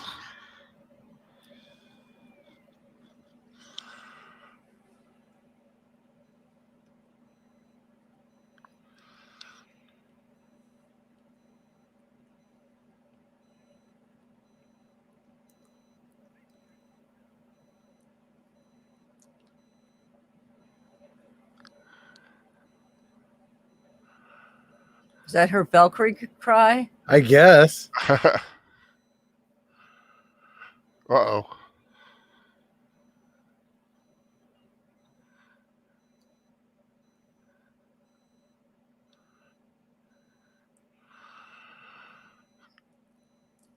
Whoa.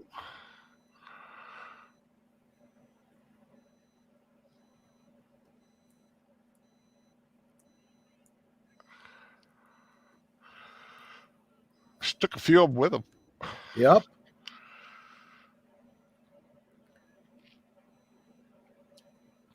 That's something I always measured. Like, if you're in a fight, if you get at least two of them, at least you held your own. Yeah. Right.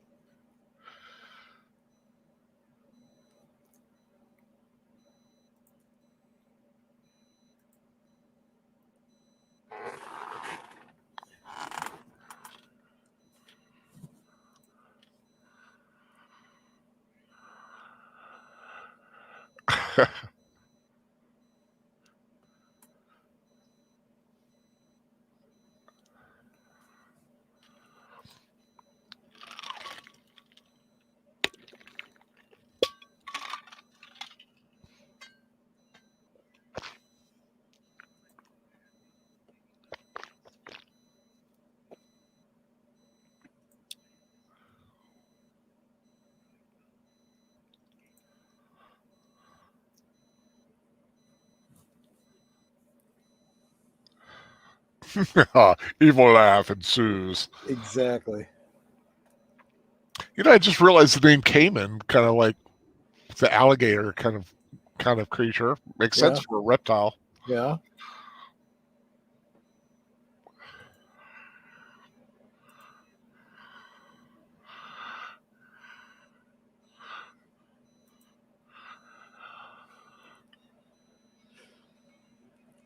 Finally, someone to call the space cowboy. Yeah.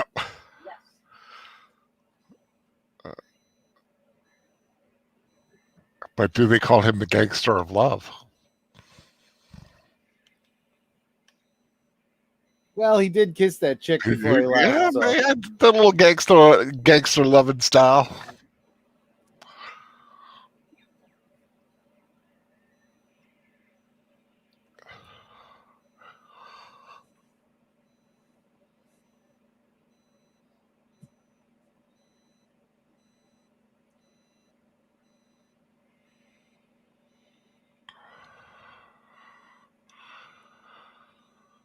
Again with the nuclear missiles.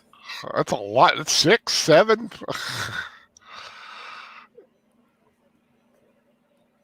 8, 9, 10. Good God. They want to make sure they get them.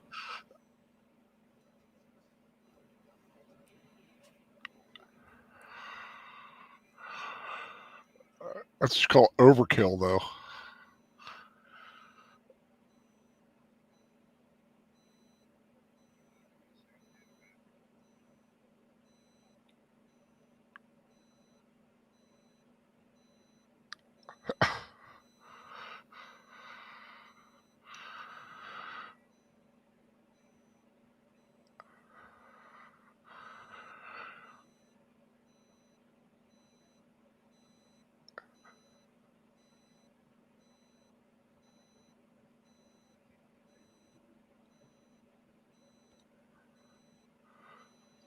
What was that song that they played on the Titanic? Oh, For those on A Danger on the Sea? No, that's something else. I'm not sure that they've ever been certain Well, about. well, I mean, you know, there's the legend though. I've heard that it was Closer, My God, to Thee. That's it. That's it.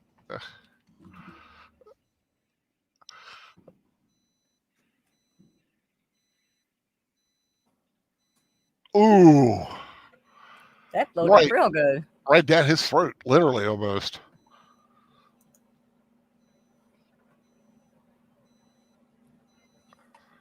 Perfect.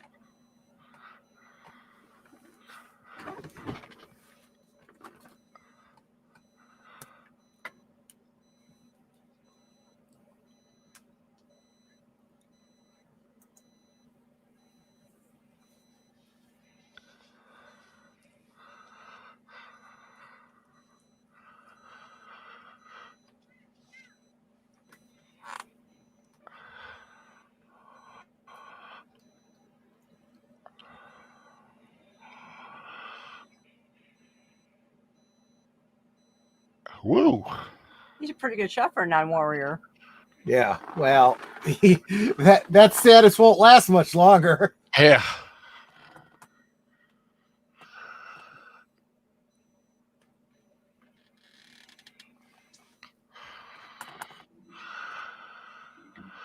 EMP. Yep.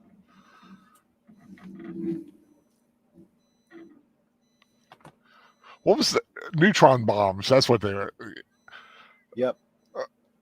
Little destruction, but a heck of a EMP punch. Right. Uh-oh. Mel's crazy.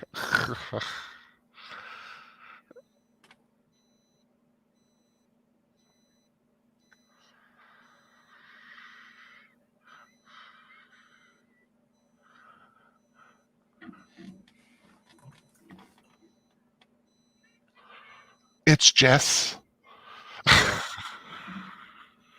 Who's that girl?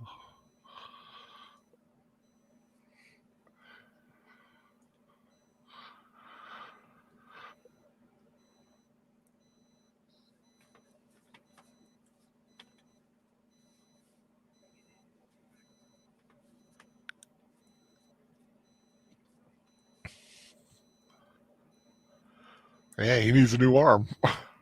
Right.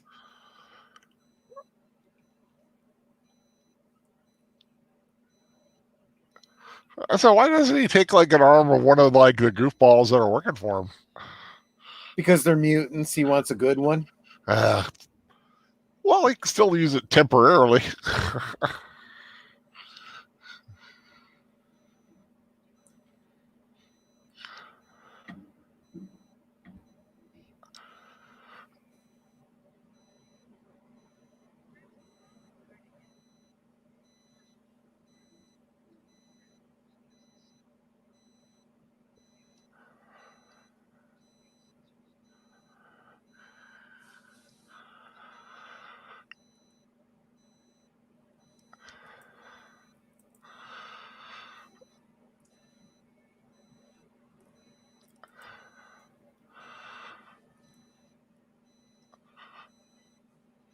Yeah, they call him Maurice. Woo woo. Yeah, Evelyn Hampton's got a good point. The planet Akira was a nod to Akira Kurosawa. Yeah, right. Makes perfect sense. Melissa Harris says, do a trilogy of terror rewatch, the one with the Zuni doll. Right. Oh, the professor. Oh, that one always creeped me out. That Is doll. a freaky doll. I looked at like getting one, but man, it's a lot of coin to get one of those things.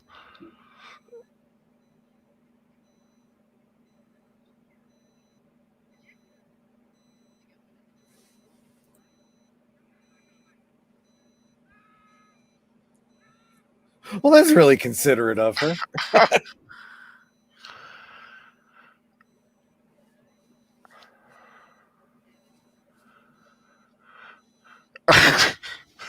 You might want to go because you don't know when she's going to say 0. Apparently, she doesn't know how to count. Well, yeah, her memory banks are screwed up. Yep.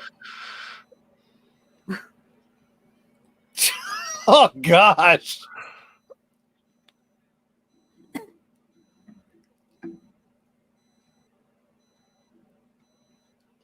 Adrian Boomer's like Vandal Savage used Mass Driver on Justice League.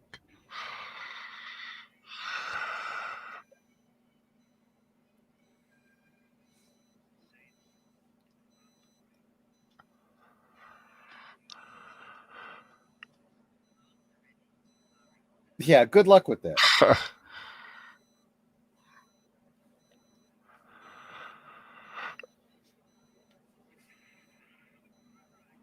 Five, four, whatever. Bloom.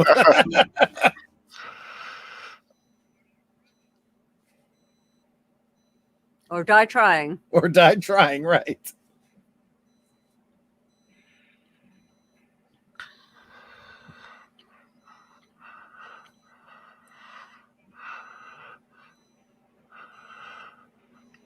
It's good to want things. Yeah. Things don't always happen the way you want to. The best laid plans of mice and madmen often go awry. Mice and madmen, right, exactly. And the boob ship won. Yup. Well, you guys can't resist boobs. There you go. True. Yes, that is true.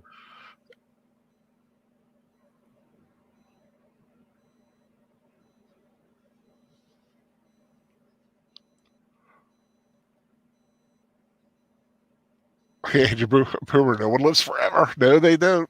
Especially not Sador.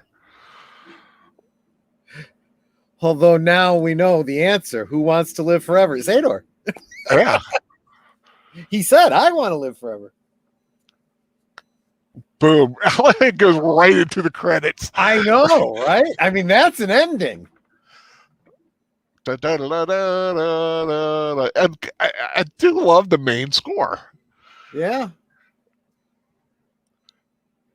Well, folks, that is Battle Beyond the Stars, Roger Corman's attempt to create the next Star Wars. I don't think we'll give him an A for effort, a C for execution. You know, it wasn't like bad. I said, it was better than I remember. And it was. considering It all, is. When you consider all the films out there that tried to, mimic Star Wars, I guess this wasn't one of the worst. It was okay. Yeah, there are really real bad ones out there. Yes, there are. The aforementioned Star Crash, which has a really cool cheese factor, though. True. But there was one that used like the music and ships of this one called Space Raiders, which is absolute just terrible film. Yeah. But yeah, I mean, this one, like I said, for the longest time I was very like, oh god, that film was so not good. I didn't want to say bad. Not bad, but just not good. But it's actually a lot better. It was a lot better than I remember it being, thanks to my maturity, I guess. Well, and there's something to be said for the formula, right? I mean, there's a reason that they remake the Seven Samurai in so many different genres. Yeah, I mean, heck, they remade The Magnificent Seven a few years ago. Yes, they did. And actually, that was pretty good too. Usually, you know how I am about remakes. That one was actually pretty good. I had like Chris Pratt and Yeah. I forget who else was in it. I mean, obviously, I don't remember it as fondly as the original. The original's still going to be the best, but it was okay. That was an interesting movie. Did we lose Al? No, I'm here. I'm just Okay. kind of like, Okay. I'm getting ready to turn it off because I can't even, my copy is so bad I can't even see the credits. They're like all fuzzy. Either that or my eyes are shot, which is kind of probably half of one. I mean, 6 of one, half a dozen of the other. Here's the weird thing for mine. I clicked on the X to shut it off. It still went on for like another 10, 15 seconds before it just ended. It's like what I clicked out of it. Well, I know if you watched it on YouTube, it kind of like starts the credits, then it just stopped. It didn't have like the full credits. It just had like the one screen, and boom, it kind of shut down.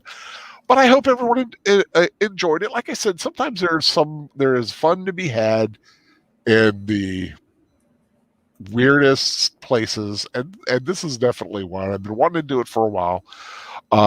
The first, like I said, the original thought when John Saxon passed, I wanted to do it because he was one of those we lost in 2020, and oh, what a sad week we had too. Yeah, Cicely Tyson, Cloris Leachman. Yep. I'm missing some. I'm missing several, I'm sure, but yeah, Cloris Leachman, man, what an icon she was in the comedy world. A beautiful. Did you mention Larry King? Oh yeah, Larry King. Yeah, Larry King passing. That was Hank Aaron. Yeah, Hammer and Hank. Mm-hmm. Yeah, I always thought he looked like death warmed over anyway. Yeah. I mean, he looked like he was on borrowed time. Well, Larry King. Oh, right. He just died. Yeah, that's what I'm saying. He died on the 23rd. Yeah, earlier this week. Wow. Or in the last weekend or something. But happier times, of course. That was Battle Beyond the Stars. As far as my channel, the next one I have planned is the day before Valentine's Day. Tentatively, I'm still tentative now. He's a Dragon or I Am Dragon. It goes by a couple titles. It's a Russian language fantasy film. Kind of romance. It's a little out there, but I was trying to think of something romantic that was also something that just kind of new, and it's on YouTube. There's an English dub on YouTube, although I'm not very fond of the girl voice that they chose for the girl. Kind of got like a little a little bratty teen kind of tone to her, but it kind of is a little bratty sometimes in it. But it's also on Tubi. And it's on Tubi. Yeah, it's around. It might be on I think it might be on Amazon. That's where I first saw it. Not sure if it's still available on Amazon, but it's out there. And like I said, it's either Russian. You can find it in the Russian language with subtitles or the dub. I do know that YouTube has a dub. You're right. It is on Amazon Prime. Good. So it's out there. Like I said, I'm going to be watching the English dubbed version with the bratty girl voice, and not quite sure of how they do the translations, but it works. It's a fun little, like I said, it's a fun little film with Dragon, the cute girl, and some cool effects. I just wanted to bring something different to the table, and then 2 weeks after that, I'm still planning on doing Glory. So that's my February. My March, I had originally mentioned I was going to do a Martian March. I'm setting Martians back to May. Because with Godzilla vs. Kong coming out, I thought I want to at least do one of those rewatches, either the original Godzilla or the original King Kong versus Godzilla. Oh, yeah. Not sure which one I want to do yet, but we'll just kind of keep that. It's going to be a monster film. That second one, the 13th, I believe I had, which is right before St. Patrick's Day. Mm-hmm. Seriously considering, I'm almost 90% there, doing John Wayne's The Quiet Man. Oh, yeah. A great Irish film and a kind of a tradition of mine around this time of year. But a great film, kind of romantic. It's got a little fun, a little adventure, and a great fight scene that goes on for a long time, which is really awesome. Kind of hard to find, so I'm just putting it out there. Try to find it. Not quite sure where it's at. I'm sure you could buy a copy and find it in some places. But John Wayne and The Quiet Man for that week, and I'll let you know what the monster film is once I figure out exactly which one I want to do. So that's next. But April's still wide open. Easter's kind of weird. I was wanted to do 10 Commandments. I might still do it after Easter though. Okay, we'll see how it goes. But Netter, you have next week, and we are doing the 300. Oh, this is Sparta! The Battle of Thermopylae. I am really fired up about that. Looking forward to that. Great action film, great stylistically, a film Zack Snyder actually gets right. Now, I've only seen it once. That's only because Troy had it on. I thought she was going to say Troy forced me to watch it. It's like, hey, now, this is actually a movie for the ladies. Those guys aren't wearing a lot. Right? Yeah, I mean, and they got some nice legs, among other things. Yeah. Those guys worked out hard for that film. Now, I do have to ask, did you ever see the film Meet the Spartans? Yes, we have. And how That's they very funny, yeah. And how they like painted on the abs to everybody, even the tubby guy. Yeah, exactly. I love that. That is such a bad film. Oh my God. It is. Oh, that's a bad film. But I love the main actor in it, Sean. Darn it, he played Robin Hood in Once Upon a Time. Sean McGuire. Okay. And I actually had my friend Sierra, who did the Iconicast with me and Michael, met him at a convention, and I asked her simply to tell him that her friend Big Al loved his series Crodman Dune and the Flaming Sword of Fire. Huh. If anybody remember, did you ever see that? No. It was a film.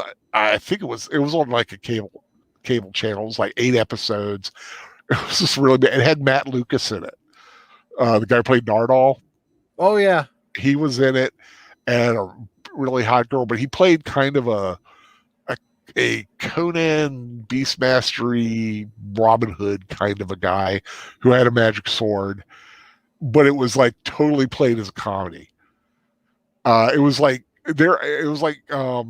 remember Gallivant? That was actually really cool. Yeah, it was kind of like in that vein, kind of like they tried something and it didn't quite work out, but I thought it was hysterically funny. But I asked my friend to tell him that I really liked that show. He was so shocked that someone actually liked that show that he signed me an autograph for free and gave it to her to send me. Wow. So I got Sean McGuire's autograph on his Crodman Dune picture that he had that no one ever bought because everybody wanted Robin Hood. And I was like, oh, that's awesome. You gotta love it. You gotta love a star where they don't charge you for an autograph. That's only the second time that's ever happened. The other one was Colin Cunningham from Stargate did that, gave me a free one because I had a friend who liked it and he only charged me for one because I had one and I got one for a friend, so he only charged me for one. So that was cool. Nice. So yes, 300. Looking forward to that. Gerard Butler, Lena Headey, Lena Headey. Yeah, right. Oh, and that's a rough scene to watch with her and the yeah, it is. But David Wenham, the guy who played Faramir. Also I like his character in this. Oh yeah. Yeah. So yeah, I'm looking forward to that one, Netter. That's a good choice. Yeah. You can thank my husband for that, because if I hadn't seen it, I wouldn't have suggested it. True. There you go. What's the next one after that? Just curious. Do you know yet? Well, she's going to go take a look. Yeah, I'm interested because I'm interested to see if she has any more number ones. You know how it is. She's going because there was a sequel. 300 Rise of the Empire, which I have not seen, but I do have on. That's true. Netter, he's pointing out that the 300 actually has a sequel. The Rise of the what was it? Rise of an Empire or something like that. Which it would probably be in the 300 box if we have it, which I think we do. Yeah, it's a 1776. Artificial intelligence. Oh, 1776. Yeah. Okay, it'll be 1776. Absolutely. Oh, awesome! I love 1776. Yep. Oh, herely and derely and everywhere a certainly. Oh, I love that movie. It's like, right? 1776. I actually heard the soundtrack before I saw the movie. Yeah. Yeah, I've got the soundtrack from like the original Broadway play, which is basically the same guys in the movie, and I've got the one that William Daniels is in it. Yeah, Feeney. Oh, he's so great as John Adams. But when they redid 1776 on Broadway, they had Data playing John Adams. Oh, interesting. Yeah, Brent Spiner. Brent Spiner. He was he did the run on Broadway, and he's in the he plays John Adams in that. So yeah, I like John Adams as a president. Yeah, 1776. I am so looking forward to 2 weeks after next. Well, I'm looking forward to that. I'm looking forward to everything. I love doing these. Like I said, I call mine Films with Friends. Netter just basically has a rewatch, I guess. I don't know if she has a technical term for it yet, but I haven't come up with anything. Yeah, well, like I said, I like doing it because. How about movies with misfits? Movies with misfits. The movie misfits. The movie misfits. There you go. The movie misfits. I like that. That's awesome. Netter Error, movie misfits. That's cool because you can use that anytime. Not only on a, like I said, Films with Friends. It's not just the Saturday night rewatch. It kind of limits you to Saturday nights. And I do eventually want to do other ones because I have some like weird movies that I want to do outside of this. Because I try, just sometimes there's ones I was like, oh, I really want to do this, but I'm already planned out until May. Yeah. But that's a good way to get to it. But let's run what's coming up. I know tomorrow. Do you guys have tomorrow over on Aged Boomers channel? Of course, Boomer Study Hall. We have Study Hall. Although we will be recording a pre-show beforehand, which I really recommend that you check out Aged Boomers channel. He links to his Rumble page where he's got some exclusive content. So what we record tomorrow will be showing up on Rumble. Any preview you'll be able to see that is over there. Yeah. Any preview of some of the news? Sure. So the Rumble thing is going to be about some of the latest Star Wars talk. We kind of stay away from Star Wars on the main channel, but we're definitely going to be doing a special show over there on the Rumble channel. Okay. But then on the regular Study Hall, we're definitely going to be talking about this GameStop thing. We've both got some. I have no idea what that's about because I'm not really a gamer. Well, it's not just about. It's more about the stock market than anything. And like I said, my internet's been down for a while, so I'm really behind on news. Well, we'll catch up tomorrow for sure. Yeah. So okay, that's that. And I know that there is a Weeb Watch tomorrow night over on Mr. Matchstick's channel. Mr. Matchstick. He's already got the link up. So what is it? Because I forgot. I'll remember it when I hear it, but I can't think of the title. You caught me. I got to go double take a look. Give me a second, Mr. But Troy will find it. But Monday night Sound Engraver, of course, around the 9:30 range. But keep an eye out for her. I'm sure she'll have a great topic to talk about, and then some great interaction with chat. I'm sorry. It's a Ghost in the Shell. Ghost in the Shell. Oh, sweet. Episodes 1 through 4. I could not remember Ghost in the Shell. Save my behind. I don't know why. But Sound Graver, Monday night, 9:30. Tuesday night, we'll be doing the next 5 chapters of Prince Caspian. That's chapters 6 through 10. I just finished those up today. Kind of really cool. Wednesday night,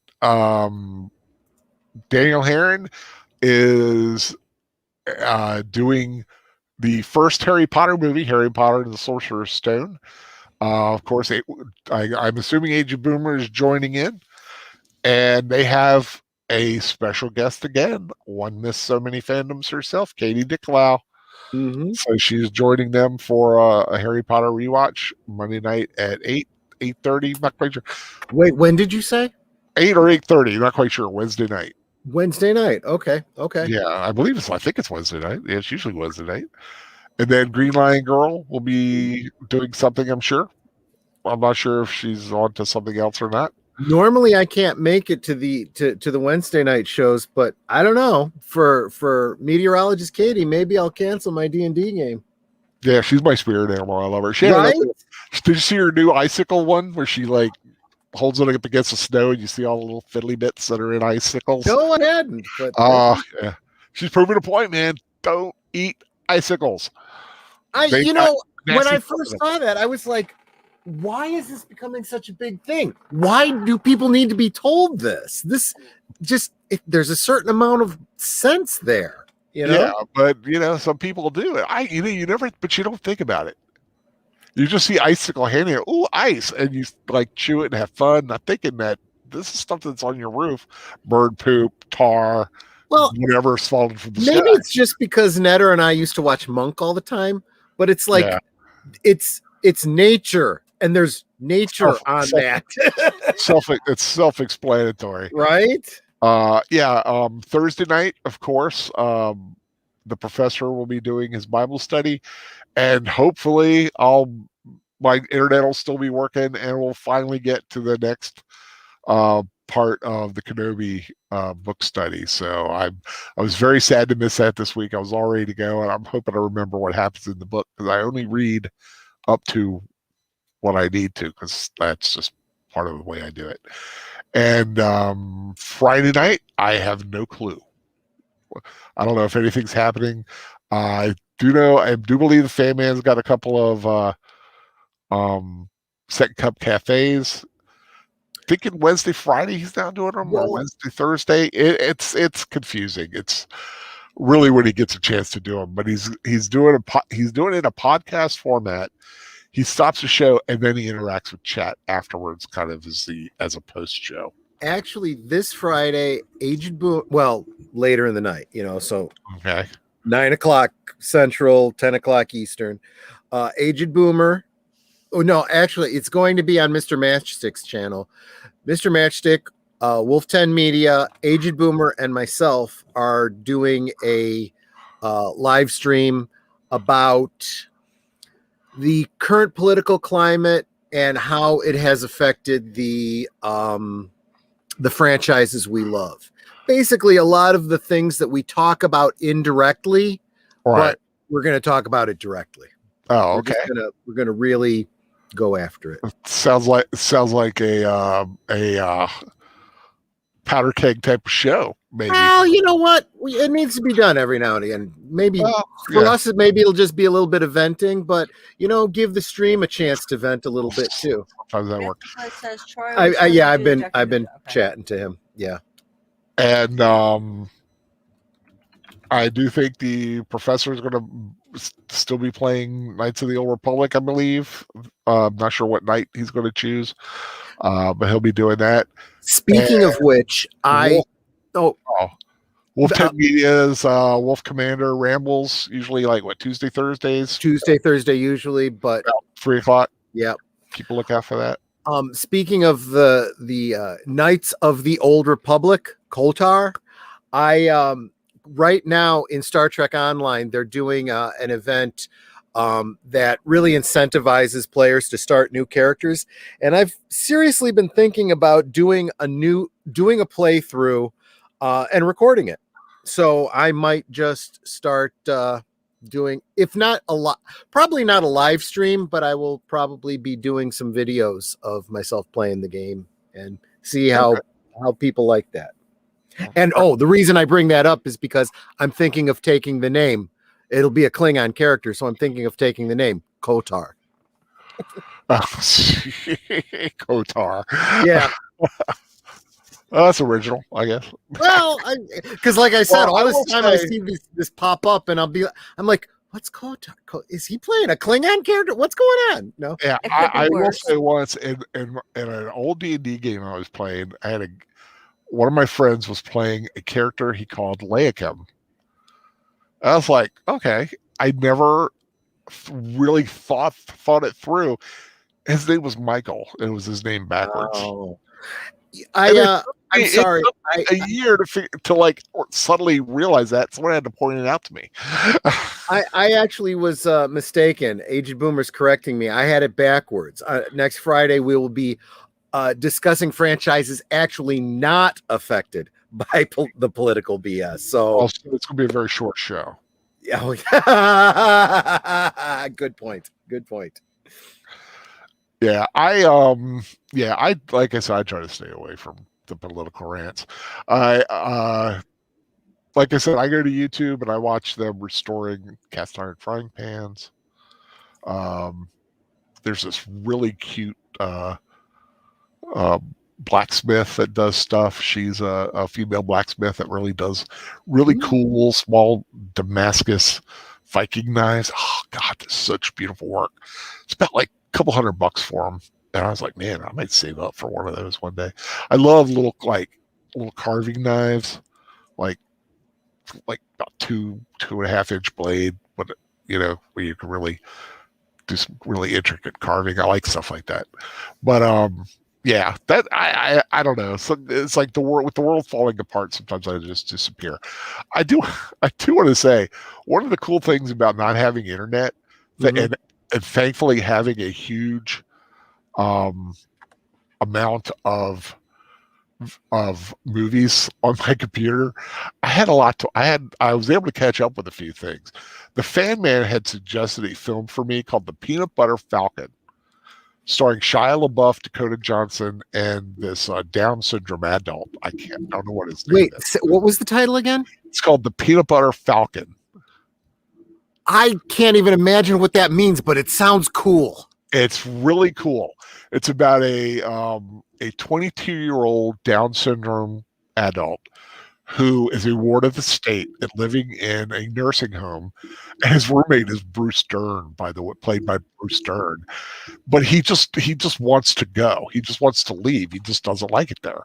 And he's a fan of this guy called Saltwater Redneck. He's a wrestler played by and I can never remember his name. The guy who played he was in Wings, played the mechanic. He's got 3 names. Yeah, and I can never remember his name. He played the Sandman. He played Sandman in Spider-Man 3. Spider-Man, yeah. Yeah, him. And so he wants to go to his wrestling school because he watches the same videotape every day, several times a day, because he just wants to be a wrestler. And he finally squeezes out with the help of Bruce Dern. And he's like greased up and just wearing his tiny whities. And he gets out in the middle of the night in the rain and just runs. And I swear it's so funny. But it's a great little human story. And I highly suggest it if you like that. Thomas Hayden Church. Thank you very much, Mr. But Shia LaBeouf plays the guy he meets up with, and they kind of join forces. He has his own little thing going on, and Dakota Johnson plays the woman who works at the nursing home who has to go look for him. Dakota Johnson, yeah, lovely girl. I love her. But they meet up and they have their little adventure. But it's got appearances by Mick Foley and Jake the Snake Roberts. If you're wrestling fans, they play a small little role in it.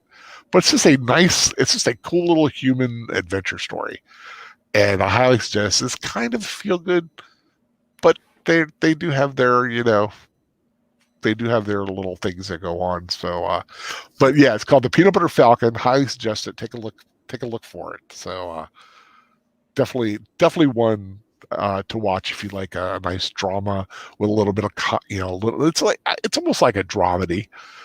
It's more drama, but it really does have its lighthearted, sweet moments to it. Mm-hmm. But yeah, I got to watch that. I really was happily surprised. I finally was able to tell him today. I was like, dude, this movie rocked. So yeah, but well, that's all I've got. I want to thank everyone for joining us tonight. Like I said, go to the Professor Geek Facebook channel to keep track of things. Also, Netter's got a YouTube channel where you could go if you got a YouTube channel you want to promote. Go there. We post there for our events coming up. What was that, Netter? I said, give me 1 second, and I'll post a link for it. Okay, Yep. yeah, it's a good thing. Like I said, if you have a YouTube show and you want to promote it, pop it there. Gives people a chance to check it out. It's a nice little one-stop YouTube promotion zone. And of course, those of you that are following my YouTube channel, over on my YouTube channel, I've got a link to my MeWe channel if you want to follow me there. Yeah, I am also on MeWe. That's true. Alan Sievertson. I use my full name, ALLEN, on it, I believe. So Alan Sievertson. I am on MeWe as well, and also I've got to add that to my little rundown. At I was just getting Aged Boomer to do that too, because we're doing all of our communication on MeWe, and I'm like, you might want to add that to your YouTube. And he didn't have anything. He didn't have a connection to anything. He had no about. He had no nothing. So I'm like, Boomer, maybe you ought to get a little Boomer and get that on there. Yeah, I just have it a little Word file. I have all the people's channels that basically I know. And that's why below is just such a huge swath of stuff. But yeah, I got my Instagram, my Twitter, my Facebook page. And I need to add my MeWe. But yeah, so yeah, visit me, say hi. I'm a cool guy. So I like to think so, Agreed. Any final thoughts, Troy, Netter, Snyder Marks? Well, as I always say to everyone at the end of your show, please, go to the Facebook, YouTube page and subscribe to the people that are there. Drop in a link to your own channel so we can subscribe to you. Let's support each other. And we super appreciate you guys, joining us every time we have a stream. It's so much fun to hang out with you guys, and it's super encouraging for us. And, when we go to your page or your YouTube channel, we're hopefully encouraging you as well. So let's support each other. Okay, guys? Right. Yeah. like I said, thanks again for being here. I hope everyone has a happy rest of this evening. Have a wonderful Sunday. Stay safe, and yeah, just stay safe. It's rough out there right now. Just stay safe, everyone. Take care. Bye. I want to live forever. You got like a white arm that's going to slice you. Okay.